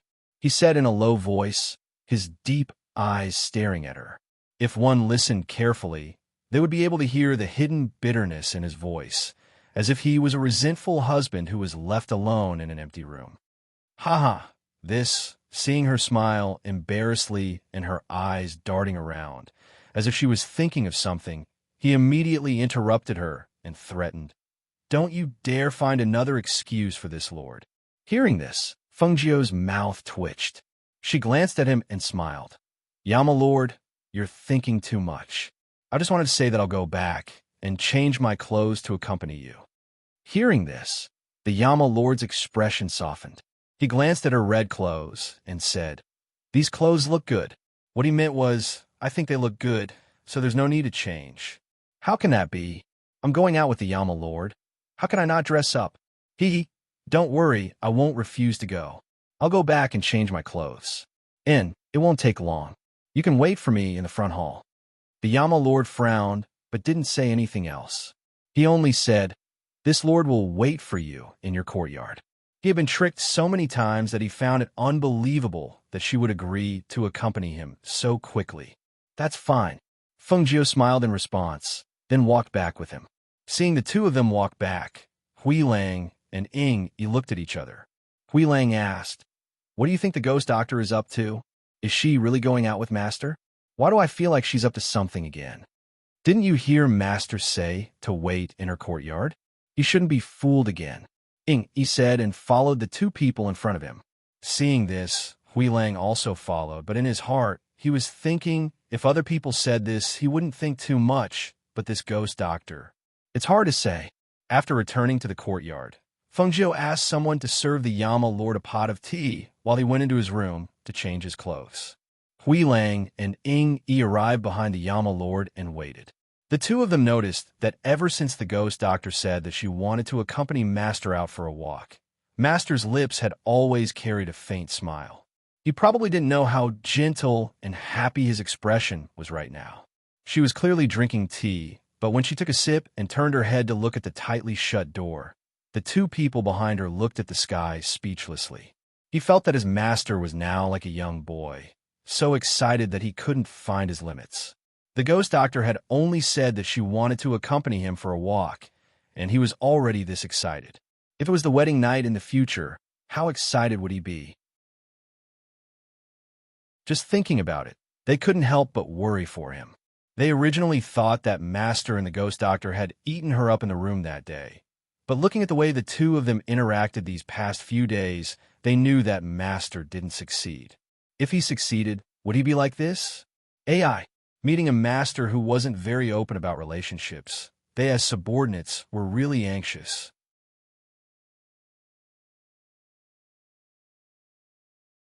Chapter 459. Master, don't worry. The longer the ghost doctor dresses up, the more it proves that she cares about you. Isn't there a saying? A woman dresses up for the one she loves. She's dressing up for Master. Otherwise, she wouldn't have specially come back to change clothes just to accompany Master. Hearing this, Lord Yan's heart skipped a beat uncontrollably. His hand that was holding the cup of tea trembled imperceptibly. A light flashed across his deep black eyes as he looked towards the room. He thought to himself, is she really dressing up for me? That's right. Otherwise, why would she come back to change clothes just to accompany me? As the saying goes, a woman dresses up for the one she loves. Does this mean that she cares about me? That's right. Women usually don't mean what they say. Even if they like someone, they won't admit it. I know. Thinking of this, he couldn't help but look forward to it. Seeing that his master had returned to his usual calm and indifferent self, Hui Lang grinned and stepped back. He raised his chin towards Ying Yi as if to say, how was it? I'm smart now, aren't I? He chose the words that his master liked to hear the most. Ying Yi glanced at him but didn't say anything. Perhaps Hui Lang's words were effective. After waiting for a while, Yama Lord was in a good mood as he drank his tea. After a long time, he heard the door creak open. His heart skipped a beat, and he instinctively looked towards the door. His heart was filled with anticipation. However, when he saw the person who walked out, the corner of his mouth twitched imperceptibly.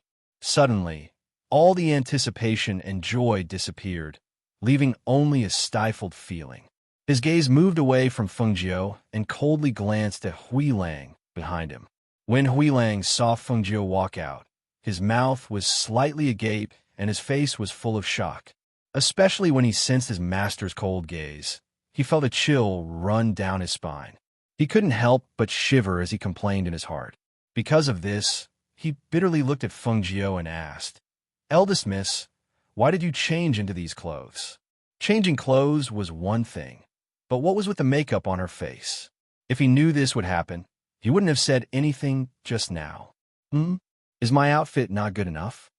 Feng Jiu lowered her head to take a look. He was wearing a moon-white male robe, and his ink-black hair was tied up. He had the appearance of an elegant and noble young master. She felt that he was quite good-looking. The clothes are quite nice, but it doesn't seem to match with your thick black eyebrows. She had a perfectly good face, yet she was able to change it into a completely different one. Not only did his master feel stifled when he saw her, even he felt stifled when he saw her. How could he still be able to shop properly? What do you think? She looked at the expressionless Yama Lord with a smile and found that his face seemed to be tense again. The Yama Lord glanced at her and pursed his thin lips. As long as you think it's good. I think it's good. Let's go. I'll accompany you shopping today and won't be back until nightfall. She straightened her crescent moon robe, then took out a fan from her waist and opened it with a swish. With one hand behind her back and the other in front of her body, she gently fanned herself and walked out with large strides. Chapter 460. After leaving the manor, the Yama Lord put on his mask. Behind him was Hui Lang and Ying Yi. Behind Feng Jiu was Lung Hua, and Lung Shuang remained in the manor. The group walked out. Because of their outstanding temperaments, they attracted the gazes of the women on the street. However, there were some people who recognized the masked Yama Lord as the person who had killed the nascent soul cultivator in front of the Foam Manor's gates. Thus, they did not dare get too close. They could only watch from a distance and quietly discuss. Feng Jiu did not pay attention to the gazes of the citizens in the city. Instead, he smiled and said to the Yama Lord beside him, "There's a place in the city that makes pretty good kanji. How about we eat some kanji before strolling around?" Hearing this, the Yama Lord knew that she had not eaten in the morning. Thus he nodded. Lead the way. It's just up ahead. We'll reach it once we turn around a large street," she said with a smile, and led them toward the kanji stall. It was a kanji stall on the corner of the street. The stall was owned by an old couple. Normally, there would only be 3 to 5 people eating there. Perhaps it was because it was already close to noon, but there were not many people there. The Yama Lord and Fengjiu sat at one table. Hui Lang, Ying Yi, and Leng Hua sat at another table. They each ordered a pot of 100 fresh kanji. The stall owner saw that there was still business even when they were about to close, so he smiled and gave them a few side dishes. "Try it." She scooped a bowl for him and placed it in front of him. "It's even better with the side dishes." The Yama Lord glanced at her. Seeing that she had scooped a bowl for him, he also scooped a bowl for her. "Eat. If it's not enough, we'll order another pot." Seeing him scoop the kanji for her, her eyes flashed slightly, but when she heard what he said, she could not help but smile. "It's good enough if we can finish one pot for 2 people. Also, there are many side dishes in the city. The thing we don't have to worry about the most is food." As she spoke, she picked up some side dishes and ate the 100 fresh porridge. She had indeed not eaten anything early in the morning. She had originally wanted to return to the courtyard to eat after settling the matters with the Phoenix guards, but who knew that she would run into him? Since they want to go shopping, then let's go shopping. Seeing that she was eating happily, the Yama Lord also ate a few mouthfuls and helped her put some side dishes in her bowl. In the end, the small pot of porridge was about 4 or 5 bowls. Except for the bowl that he ate, she ate the rest. "Are you full?" "Yes, I'm full." She touched her stomach. She was indeed full after eating a pot of porridge. Moreover, she didn't feel like moving after eating. "Burp." She burped and smiled embarrassedly. "Let's go for a walk and digest the food. Then find a place to listen to some songs and enjoy the scenery." The Yama Lord had no objections to where they went. He had originally wanted to spend more time and opportunities with her. Therefore, he went wherever she said to go along the way. He followed her from the morning until the sky gradually darkened, until Leng Hua was sent away by her, saying that he had to clear the venue first. Seeing this, his black pupils moved slightly. She had indeed accompanied him all day. Now that the sky was about to turn dark, could it be that she had arranged something for him? Thinking of this, his heart moved slightly, and he faintly looked forward to it. "Mistress, I've already given the orders." Leng Hua returned to report and stood behind her in an orderly manner. "Yama Lord, let's go. Today's highlight is here. I've specially prepared this for you."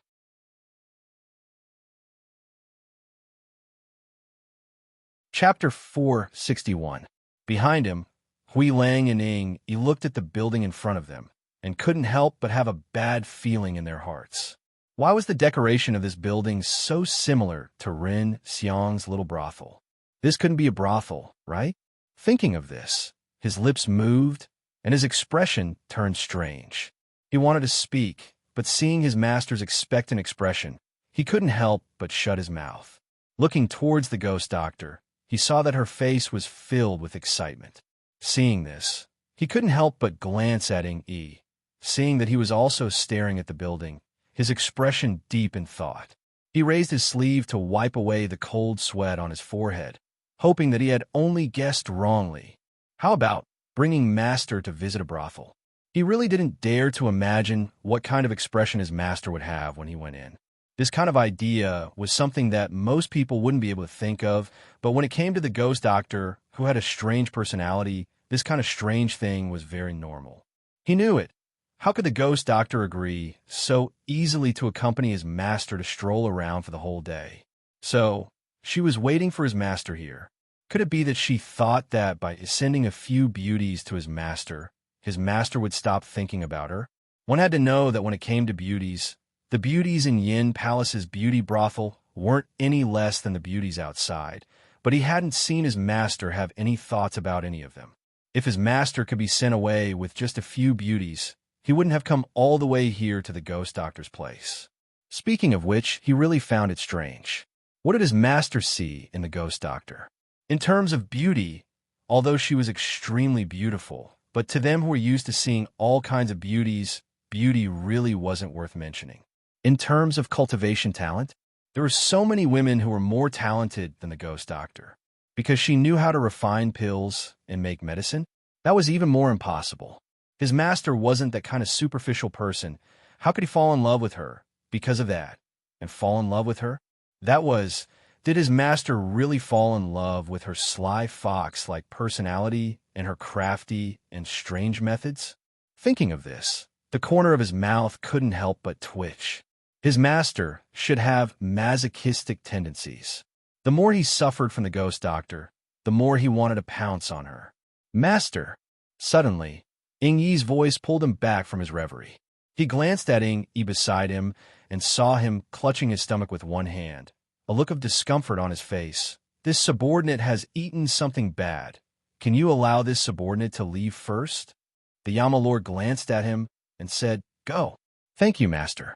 As soon as Ing Yi finished speaking, he turned around and quickly left. Grey Wolf couldn't help but be dumbfounded by this scene. Was this kid trying to slip away? Just as he was thinking about whether or not he should learn from him and slip away, he saw that the ghost doctor had already brought his master inside.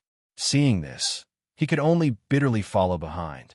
Perhaps it was because the place had been cleared, but there was no noise in the building. There was only a beautiful woman in her 30s holding a fan of beauty in her hand. She swayed her hips and slender waist as she walked up to welcome them. When the young masters arrived, the ladies in the building were already prepared. Just now, there were a few who were asking why the young masters hadn't arrived yet. The beautiful woman was wearing a translucent red muslin dress, showing off her ample buttocks and slender waist, as well as her snow-white breasts that looked as if they were about to jump out. Her entire person looked very provocative.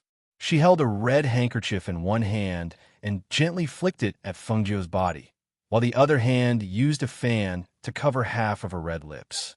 Her laughter made Hui Lang, who was standing behind the Yama Lord, have goosebumps all over his body.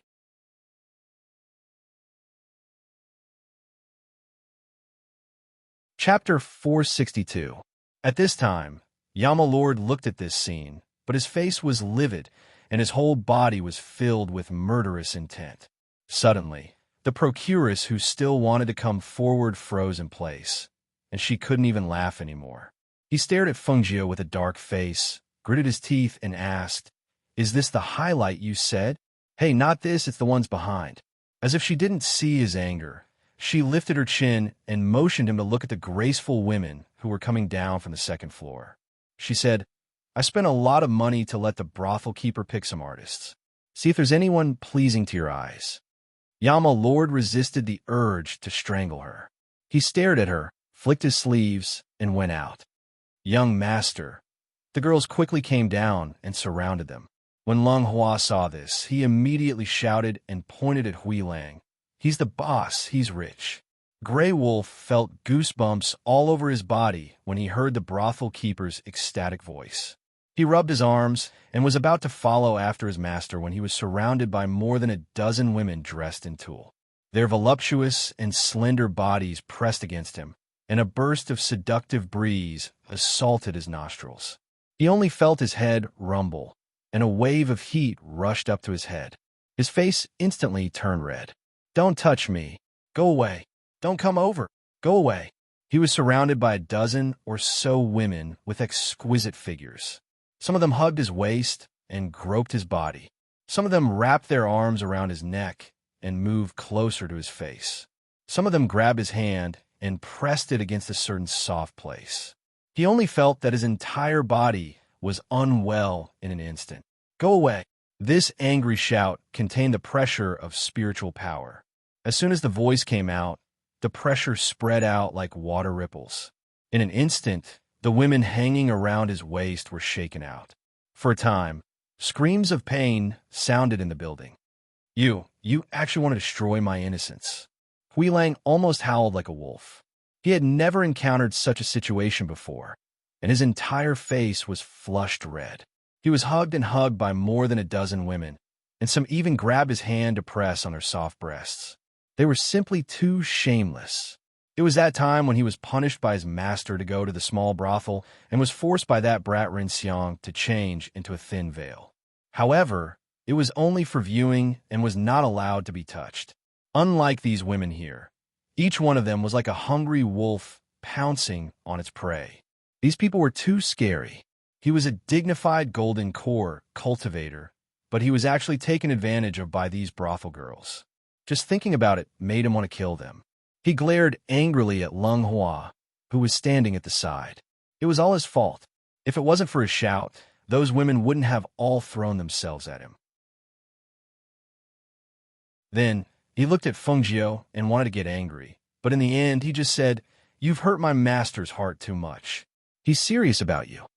With that, he turned and left. He just couldn't understand. His master was so outstanding, so why wasn't the ghost doctor moved? His master had already stepped forward and put down his face time and time again, but she pushed him away time and time again. A woman's heart was really like a needle at the bottom of the sea. It was impossible to guess or touch. He could only pity his master and him, who had been taken advantage of. Watching them leave, Lung Hua took out some silver and bribed them, then walked out of the brothel with Feng Jiu. Seeing that his master's expression was not as indifferent as before, his heart clenched.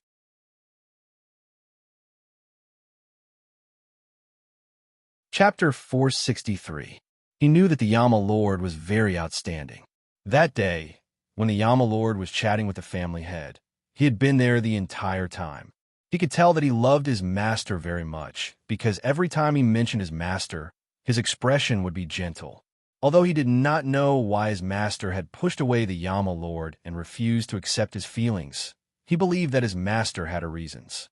"Let's go back," Feng Jiu said as she walked towards the Feng Manor. Returning to the courtyard, Lung Shuang came out to welcome her. Seeing that it was only Feng Jiu and Lung Hua, he asked, "Has master eaten? Do you need the kitchen to prepare food?" "No need. Have someone prepare water. I want to bathe." She walked inside, leaving Lung Shuang and Lung Hua outside. Lung Shuang gestured to Lung Hua, and the siblings walked out of the courtyard. Without waiting for Lung Shuang to speak, Lung Hua, who knew what she wanted to ask, said, "Master's mood isn't too good. Sister, take care of her carefully. If master doesn't say anything, don't ask." Hearing this, Lung Shuang was slightly surprised, but he still nodded. I understand. I'll have someone prepare water for master to bathe." After saying this, he turned and left. Lung Hua glanced at the main room in the courtyard before silently standing guard outside. Not long after, the room had someone prepare hot water. Feng Jiu took off her clothes and entered the tub to bathe. She leaned against the side of the tub and slightly raised her head. Through the mist and steam, she looked at the ceiling and slowly closed her eyes. In the depths of her memories, a matter that she did not want to recall was once again brought up by today's chaotic state of mind. That was something that had happened in the 21st century. To the current her, it was something from her previous life, but in her heart, it was as if it had happened yesterday. As the head of the modern hidden sex, she had been trained differently from normal people. While other children were in kindergarten at the age of 6, she was already learning how to assassinate.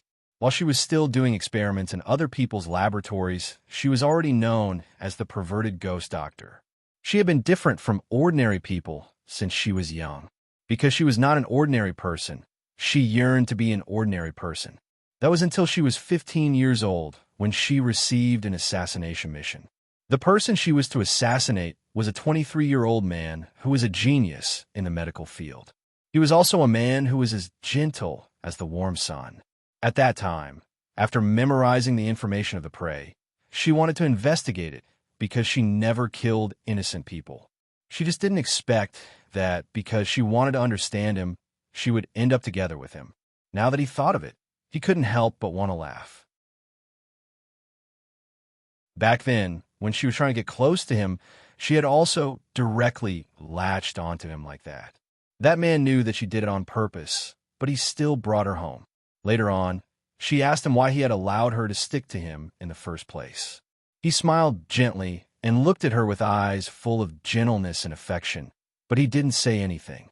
Because she was afraid that her identity would scare him, she had been an obedient girl in the 3 years they were together. She was an ordinary young girl. She went to school, went home, and went shopping. They even agreed that the two of them would get married once she became of age. However, she didn't expect that when she received a call from their laboratory that day, she would receive news that he was about to die. When she rushed over, she only saw him give her an apologetic and reluctant smile.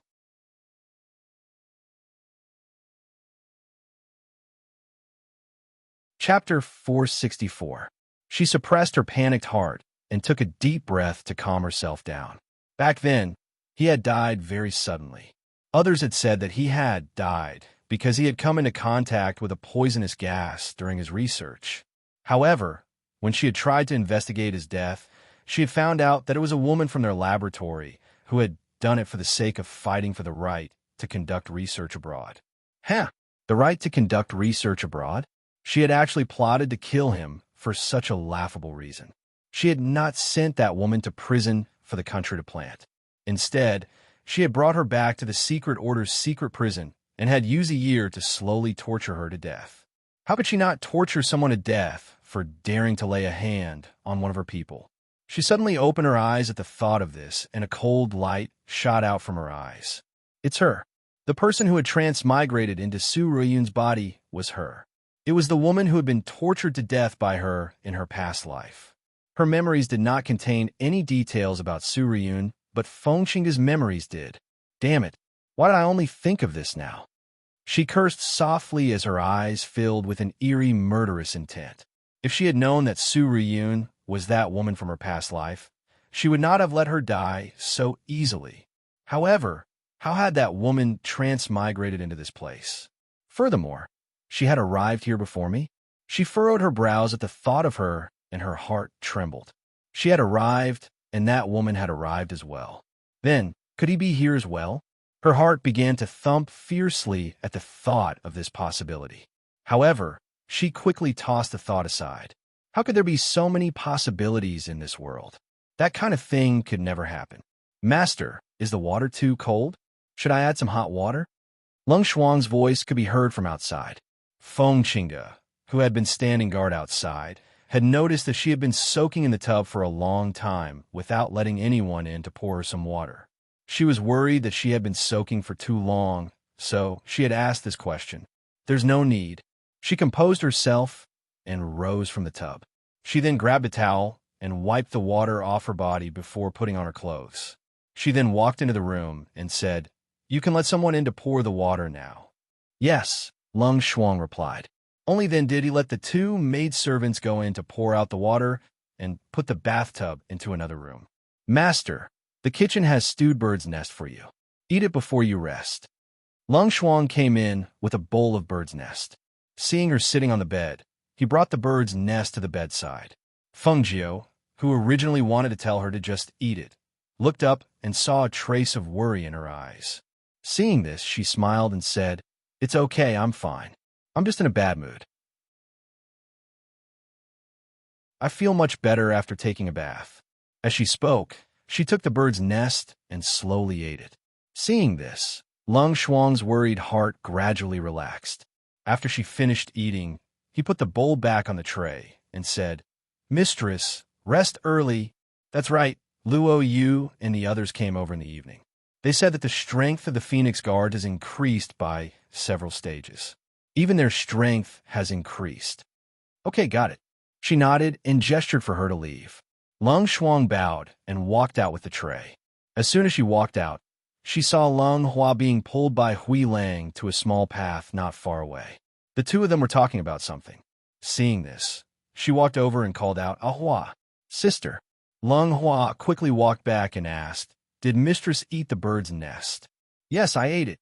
Lung Shuang glanced at Hui Lang and said to Lung Hua, "You should go back and rest early. I'll keep watch here."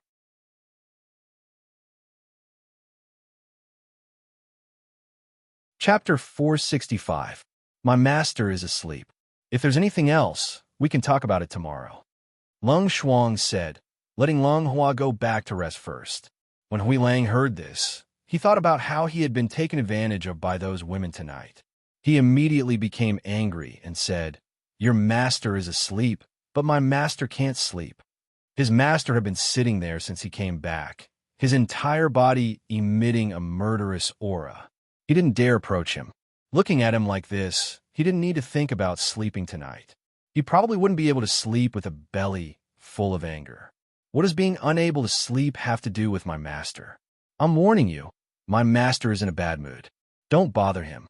Lung Shuang coldly said these words and handed the tray to a passing servant girl. He himself returned to the courtyard to stand guard. Hui Lang, who had been full of anger, felt strange when he heard these words. The ghost doctor was in a bad mood? Why was she in a bad mood? How could she be in a bad mood? Could it be that she regretted taking his master to the brothel? But when this thought appeared, he remembered that he always thought too much.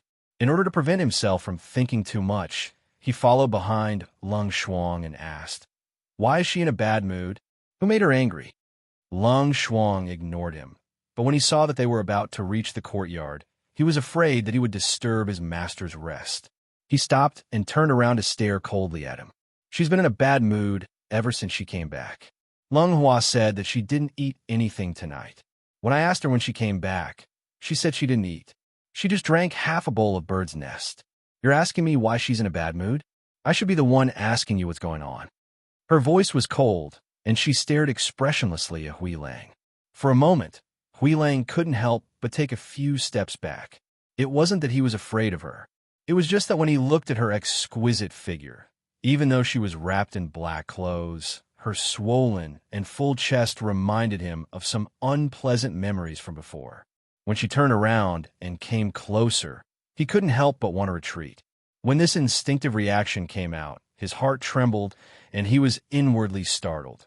Could it be that tonight's events left a shadow in his heart? He hadn't married yet.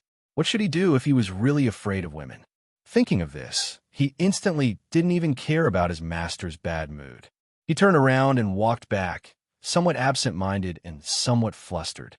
When he returned to the courtyard, Yi saw him. Seeing his strange expression, he asked, "What's wrong?" "I just went to the ghost doctor's place, but I didn't see her. However, I heard from the siblings Lung Shuang and Lung Hua that the ghost doctor wasn't in a good mood either. Furthermore, she slept without eating anything tonight."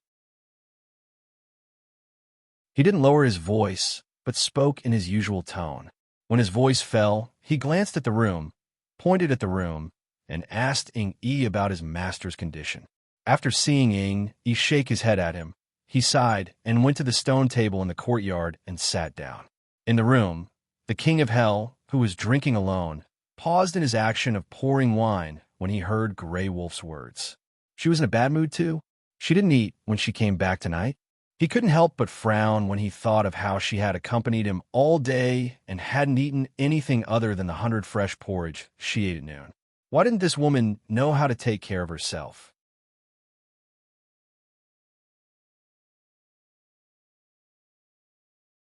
Chapter 466. After a slight pause, he opened the door and walked out.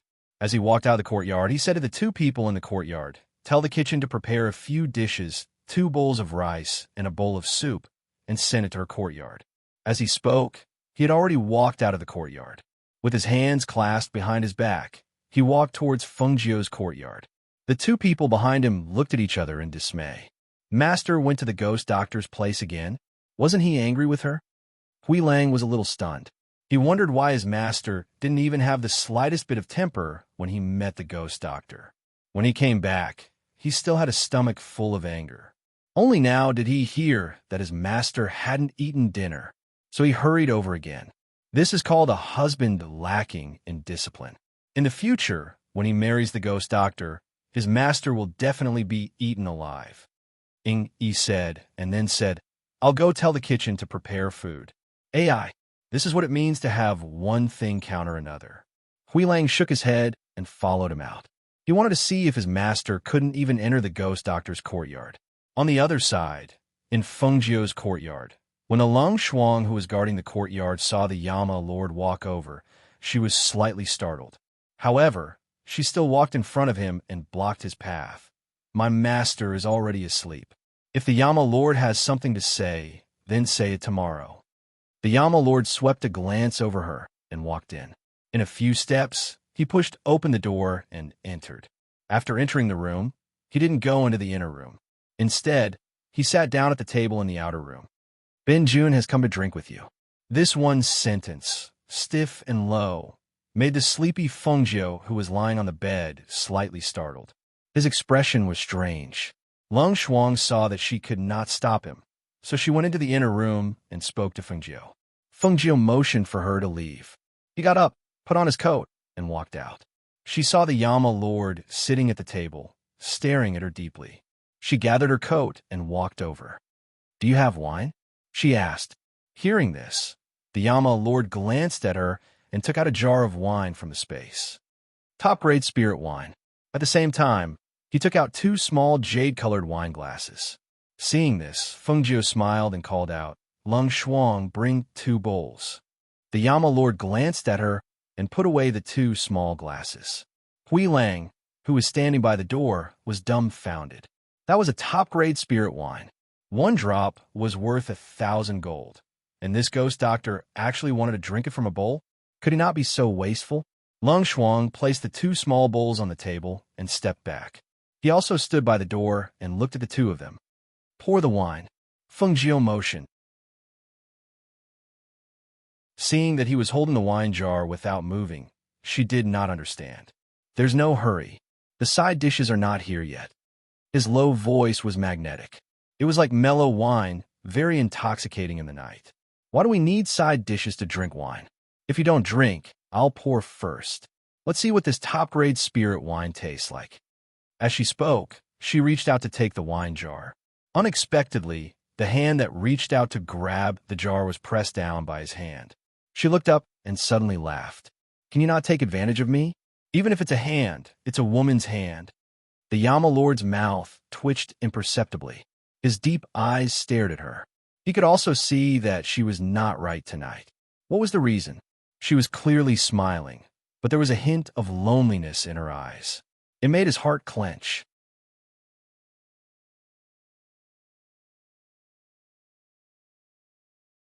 Chapter 467. Hui Lang and Lung Shuang, who were at the door, looked inside and saw the Yama Lord holding the wine jar with one hand and Fengjiu's hand with the other. The 2 looked at each other like this, one smiling and the other staring. The atmosphere made the 2 guards feel strange. Fortunately, this strange atmosphere was quickly broken. Ingi walked in with a few servants carrying food. When he saw the 2 guards at the door staring inside, he also looked inside. When he saw the scene in Fangchun, he coughed lightly and said, Master, dinner is here. Come in. The Yama Lord ordered and patted her hand away. Then he arranged the 2 bowls, unscrewed the wine jar, and poured half a bowl of wine into the bowls. After Yi ordered the servants to serve the food, he left the room. At the same time, he called the 2 guards outside the room and closed the door, leaving the 2 alone. When the Yama Lord saw Fengjiu pick up the bowl of wine and gulp it down, he couldn't help but frown slightly. He put some food in the bowl in front of her and said, Drinking wine on an empty stomach is bad for the body. Eat some food. Fengjiu drank half a bowl of wine and her eyes lit up. It's really the best spiritual wine. It's mellow and fragrant. Another bowl. She felt the spiritual wine flowing down her throat and reverberating in her stomach. A wave of spiritual energy was also mobilized, nourishing the veins in her body. She knew that this was an extremely rare spiritual wine. The spiritual wine she found for her grandfather in the past didn't have such rich spiritual energy, and the taste wasn't as mellow, but it was already considered the best. At least, she hadn't encountered this kind of wine, at least in the Qingting Kingdom. The Yama Lord glanced at her. Another bowl? Do you think this is water? Eat. I drank too little. I don't feel anything. She supported her face with one hand and looked at him with a smile. Didn't you ask me to drink? Since you're here, don't be so stingy. How can you not enjoy drinking? This wine has a strong after effect. You won't be able to withstand it. Don't worry, I won't get drunk. Even if I get drunk, I won't have sex after drinking. Don't worry. She waved her hand and said. However, when a certain man heard the words drunken sex, he glanced at her with his deep black eyes. He saw that she had only drunk half a bowl of wine, and her eyes were already a little blurred. Although she said that she wasn't drunk, her half-drunk expression was exceptionally charming, and it made his heart skip a beat. His mind was immediately filled with thoughts of drunkenness. Why are you holding the wine jug in a daze? Quick, pour the wine. She frowned. Because she had drunk so much on an empty stomach, a layer of red had already appeared on her exquisite and beautiful face. Under the candlelight, she looked very alluring. At this moment, she was different from her usual self. Her languid appearance carried an enchanting charm. No matter how one looked at it, it was alluring. He unconsciously swallowed his saliva, and his deep gaze moved away from her seductive and drunken face. He coughed lightly and said, "Eat some food first, then I'll pour." He then added, "Tonight, you'll have enough wine." Hearing this, Fengjiu laughed. He slapped his hand on the table and laughed out loud. "Good. You're the one who said it. We won't go home until we're drunk." What strong alcohol! It was obvious that he was unwilling to let her drink. This stingy man, she was going to drink all his wine tonight. In the courtyard, Hui Lang and Ing Yi secretly looked at each other when they heard the words coming from the room.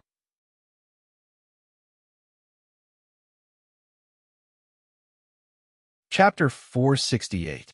No wonder Master took out that priceless top-grade spirit wine. So it was to wait here for the ghost doctor? However, would Master really get the ghost doctor drunk? The two glanced at Lung Shuang and felt that they should first get rid of her. Otherwise, even if the ghost doctor was drunk with this girl around, it wouldn't be convenient for Master to do anything. Thus, Hui Lang's eyes turned and he smiled. "Lung Shuang, go back and rest first.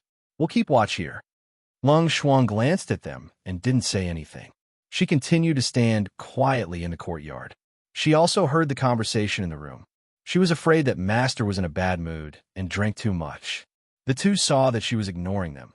So Hui Lang gave Yi a look and asked with a smile, "Lung Shuang, how long have you been by the ghost doctor's side? I can see that she trusts you a lot. Last time, she only brought you to Qingting Kingdom." Looking at the two people approaching, she frowned. "You?" Just as she spoke, she felt a pain in the back of her neck and fainted. Looking at Lung Shuang, who fell to the ground, Hui Lang glared at Ing. "Why didn't you catch her?" Ing glared at him and also said, "Why didn't you catch her? I saw that you were closer. I thought you would catch her." After the two finished speaking, they silently stared at each other. After a while, Hui Lang said, "Hurry and carry her to the room over there." "You carry her, I won't." He kept retreating and didn't even look at him. When Grey Wolf heard this and saw how quickly he dodged the attack, Grey Wolf wanted nothing more than to kick him. He fiercely glared at him and then looked at Lung Shuang, who was lying unconscious on the ground.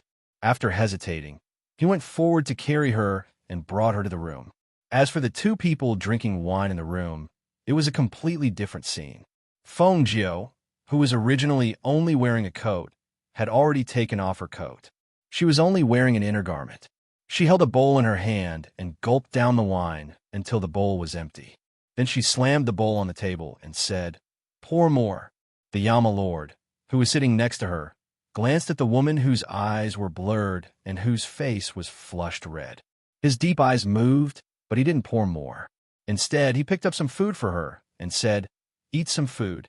"Wine, I want wine." She waved her hand and pushed the wine bowl in front of him. She pointed at the bowl. "Here, pour." Seeing this, the Yama Lord lifted the wine jar and poured her another bowl. This was spiritual wine, so even if the after effects were strong, it wouldn't be too harmful to the body. Moreover, she had more or less eaten some dishes, so it shouldn't be too bad to drink more. She drank bowl after bowl, and the jar of spiritual wine was quickly emptied. The Yama Lord shook the empty wine jar and looked at the woman beside him. He couldn't help but raise his eyebrows. "Why are you looking at me?" The drunk woman was holding her chin with both hands and smiling at him with a red face. Her head was shaking back and forth, and her eyes were shining. He couldn't help but find it interesting. So, she was actually so cute when she was drunk. Cute? He never thought that such a word would pop out of his mind. I want to tell you something in secret. Come here. She narrowed her eyes at him with a pair of seductive drunken eyes and hooked her finger at him.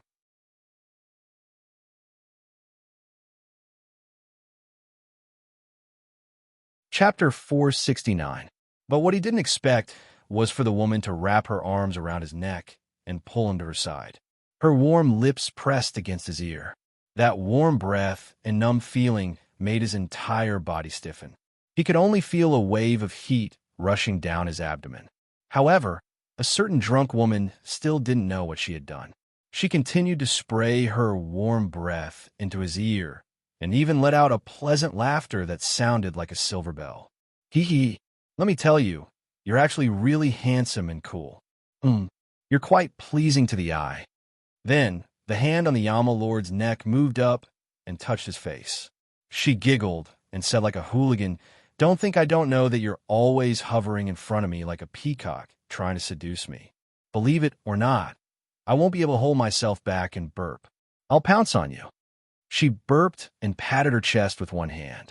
Her blurred eyes saw the man in front of her with a pair of deep black eyes staring straight at her. She was annoyed and her red lips muttered, "What are you looking at? Believe it or not, I'll take care of you." "Oh, what do you want to do with me?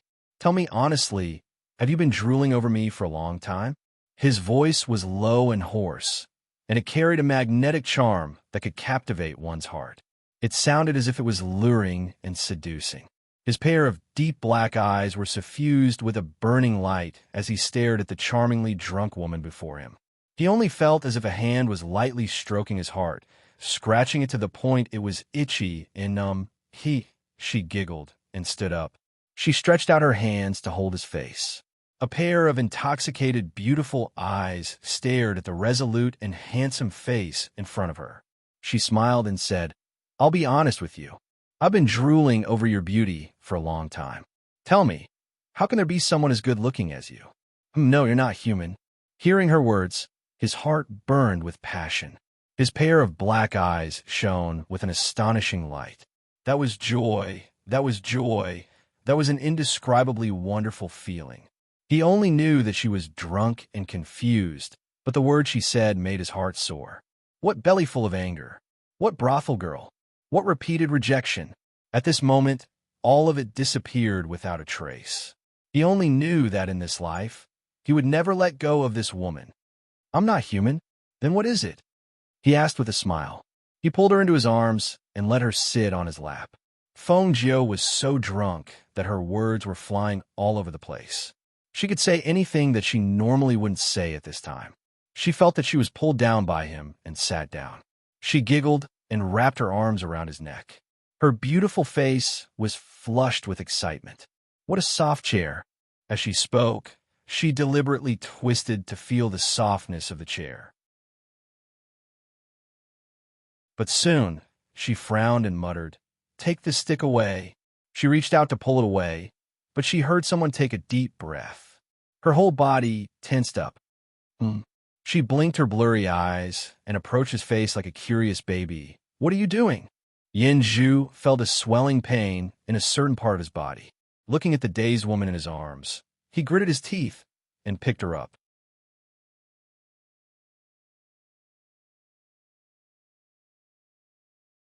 Chapter 470. Feng Jiu was lifted into the air. She kicked her legs and giggled. "I didn't seduce you, you did," the man said angrily. Because of the fire in his body, all the muscles in his body swelled. His whole body was tense, and he felt like a fire that needed to be put out by the woman in his arms. Feng Jiu, who was being carried into the inner room, rubbed her blurry eyes. When she saw the handsome and charming face in front of her, she nodded and said normally, "Yes, I did." But in the next moment, her normal expression changed. She laughed like a little hooligan and touched the man's body with her hands. "Uncle, seduction is not just about the mouth. You also need to use your hands and feet. Come, let me touch your muscles. I wanted to touch your abs since the first time I saw you." Hee. The Yama King's eyes were deep and serene when he heard this. Two scorching flames danced in his eyes as the corners of his lips involuntarily curled up. He looked at the drunk woman in his arms and said, "Oh, so you've been lusting after me in the Nine Valleys forest. Hee hee, I just want to touch." She smiled with her drunken eyes and rubbed against his arms like a kitten. "When we're on the bed, I'll let you touch me. You can touch wherever you want." It was rare for Yin Zhu to be so magnanimous as he spoke. The smile on his face could no longer be contained as he strode into the inner room. However, at that moment, he saw the woman who was buried in his arms patting his hand. "Put me down. You made me so hot. Do you think you still have the chance to back down?" He ignored her. He just wanted to do her. "Burp. Put me down." She burped again, and her face didn't look too good. "I'm not putting you down." The bed was right in front of him. It wasn't easy to get her drunk, so how could he miss this opportunity?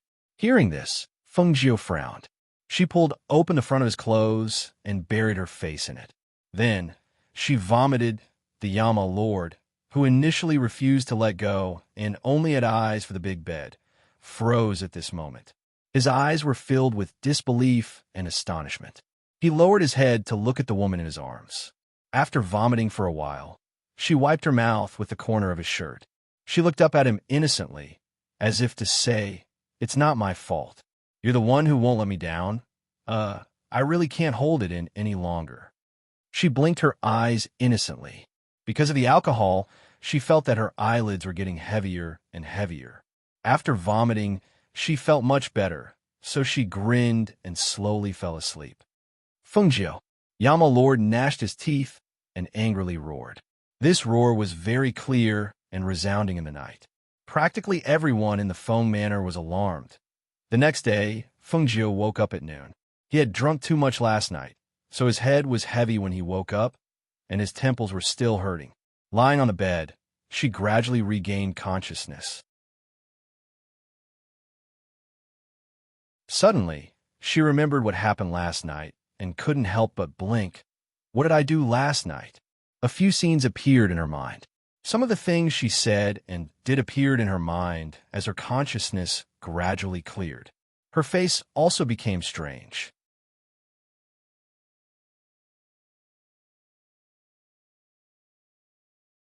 Chapter 471. After getting up and washing her face and rinsing her mouth, she opened the door and walked out. However, she did not see Lung Shuang outside. Thus, she called out to her, but there was no response. She then went to her room to take a look, but she saw the servant lying on the bed in her tight clothes without even taking off her shoes. She raised an eyebrow and went forward to take a look. She then pressed her Rinzhong pressure point and saw Lung Shuang slowly wake up. "Master." When Lung Shuang saw her, she seemed to have thought of something and quickly jumped out of bed. "Master, are you all right?" "I seem to be fine, but how did you get knocked unconscious? And with such force?" Her mind spun. In the Feng Manor, aside from Hui Lang and Ying Yi, there was probably no one else who dared to knock out Lung Shuang. Last night, the two of them did it. Lung Shuang furrowed her brow as she spoke. Thinking of Hui Lang and Ying Yi's plotting last night, her cold little face became as cold as ice. "I originally wanted to ask you what exactly happened last night, but it seems like you don't know even more than I do." She gently sighed and waved her hand. "Forget it. I'll go eat something first, then I'll go take a look at the phone guards." Seeing her master turn to leave, Lung Shuang gritted her teeth. After washing her face and rinsing her mouth, she changed into a set of black clothes and left. She did not go cause trouble for Hui Lang and Ying Yi because she was not as strong as the two of them. If she fought, she naturally could not beat them. Thus, when she saw her master eating in the courtyard, she said, "Master, I want to teach Hui Lang and Ying Yi a lesson, but I can't beat them." Feng Jiu ate some food with her chopsticks and drank some soup. Hearing her words, her eyes lit up and a sly look appeared in her eyes. "That's easy. I have plenty of ways to take care of them."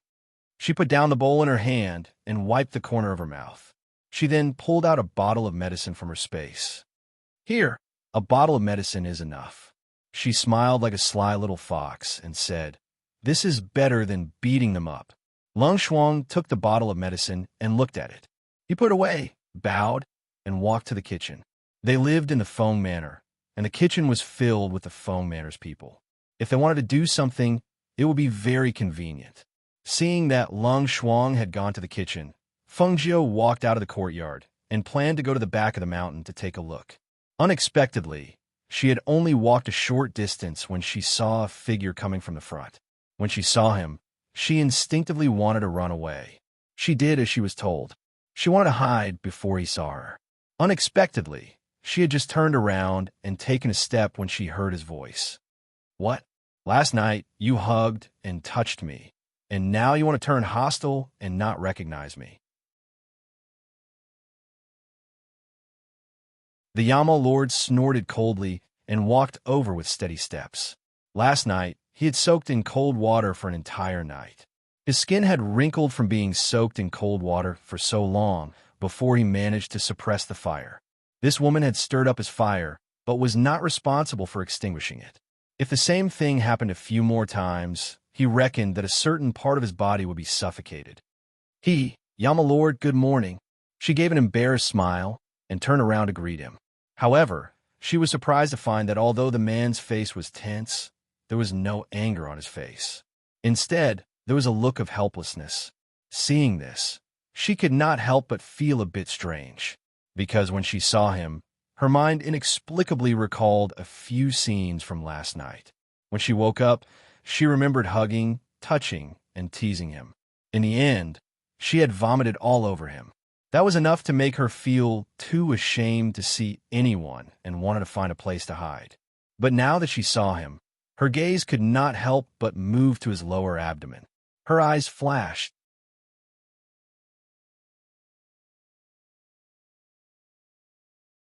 Chapter 472. That shouldn't be the case. She must be thinking too much. Although she thought this, her heart felt inexplicably weak. She lowered her head even more, and her eyes flickered, not daring to look at that man. When the Yama Lord saw her guilty expression and saw her eyes look around his body before moving to a certain place below his abdomen, he could not help but tense up. Under her fiery gaze, a certain place began to change. Feeling the change, a trace of awkwardness appeared on his face. He angrily glared at the shameless woman, and his low voice carried a trace of embarrassment as it came from his mouth. "It's broad daylight. Where are your eyes looking?" Feng Jiu quickly raised his head to look at the sky. "I'm not looking anywhere. I'm just looking at today's weather." "Humph." He let out a cold snort and took a deep breath to ease his tense body.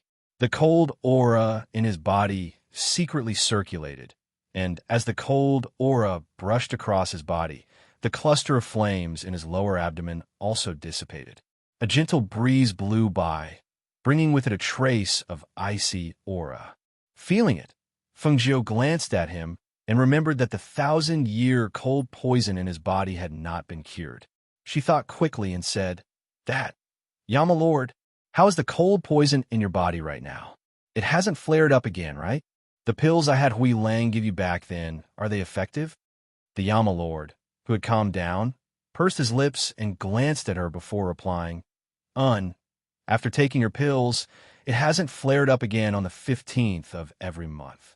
"That's good. When will I give you a small bottle of blood? When I have time, I will study your blood and see if there is any way to cure the cold poison in your body." She spoke in a fawning manner.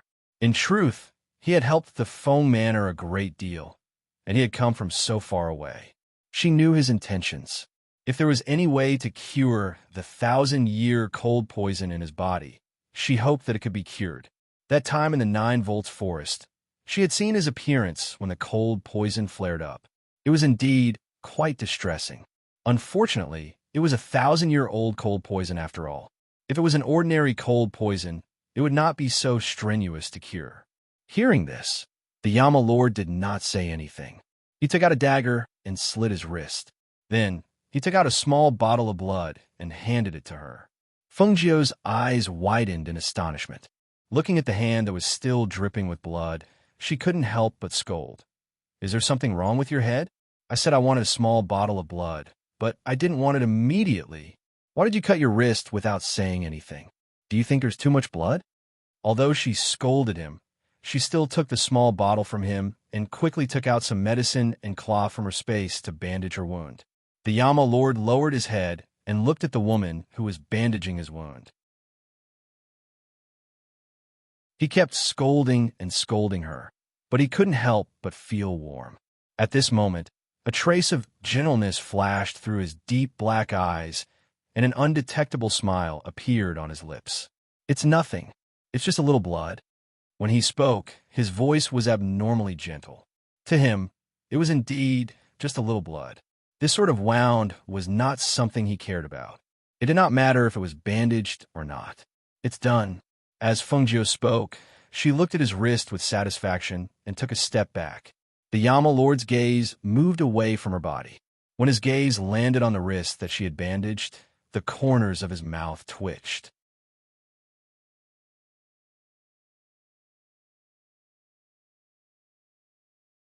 Chapter 473. Seeing him stare at the bow in his hand, Fengjiu took the opportunity to slip away. "All right, I still have matters to attend to. I'm leaving." The Yama Lord looked up but only saw the woman's figure leave like the wind. Seeing this, he secretly shook his head and continued to walk forward. At the same time, in the imperial palace, Murong Bo, whose body was aging day by day, was becoming more and more irritable. In just a few short days, he had already killed quite a few guards. This caused the people who walked in front of him to tremble in fear. They could not find a cure, nor could they find any trace of the ghost doctor. Every day, his body would age by 10 years. In just 2 or 3 days, his entire person had changed greatly. Perhaps even if Fengjiu was here, he would not be able to recognize him. "Gather everyone for me. Tonight, we will surround the Feng Manor and launch a surprise attack. If we can catch Fengqingge, catch Fengqingge. If we can't catch her, catch the unconscious Feng Shao.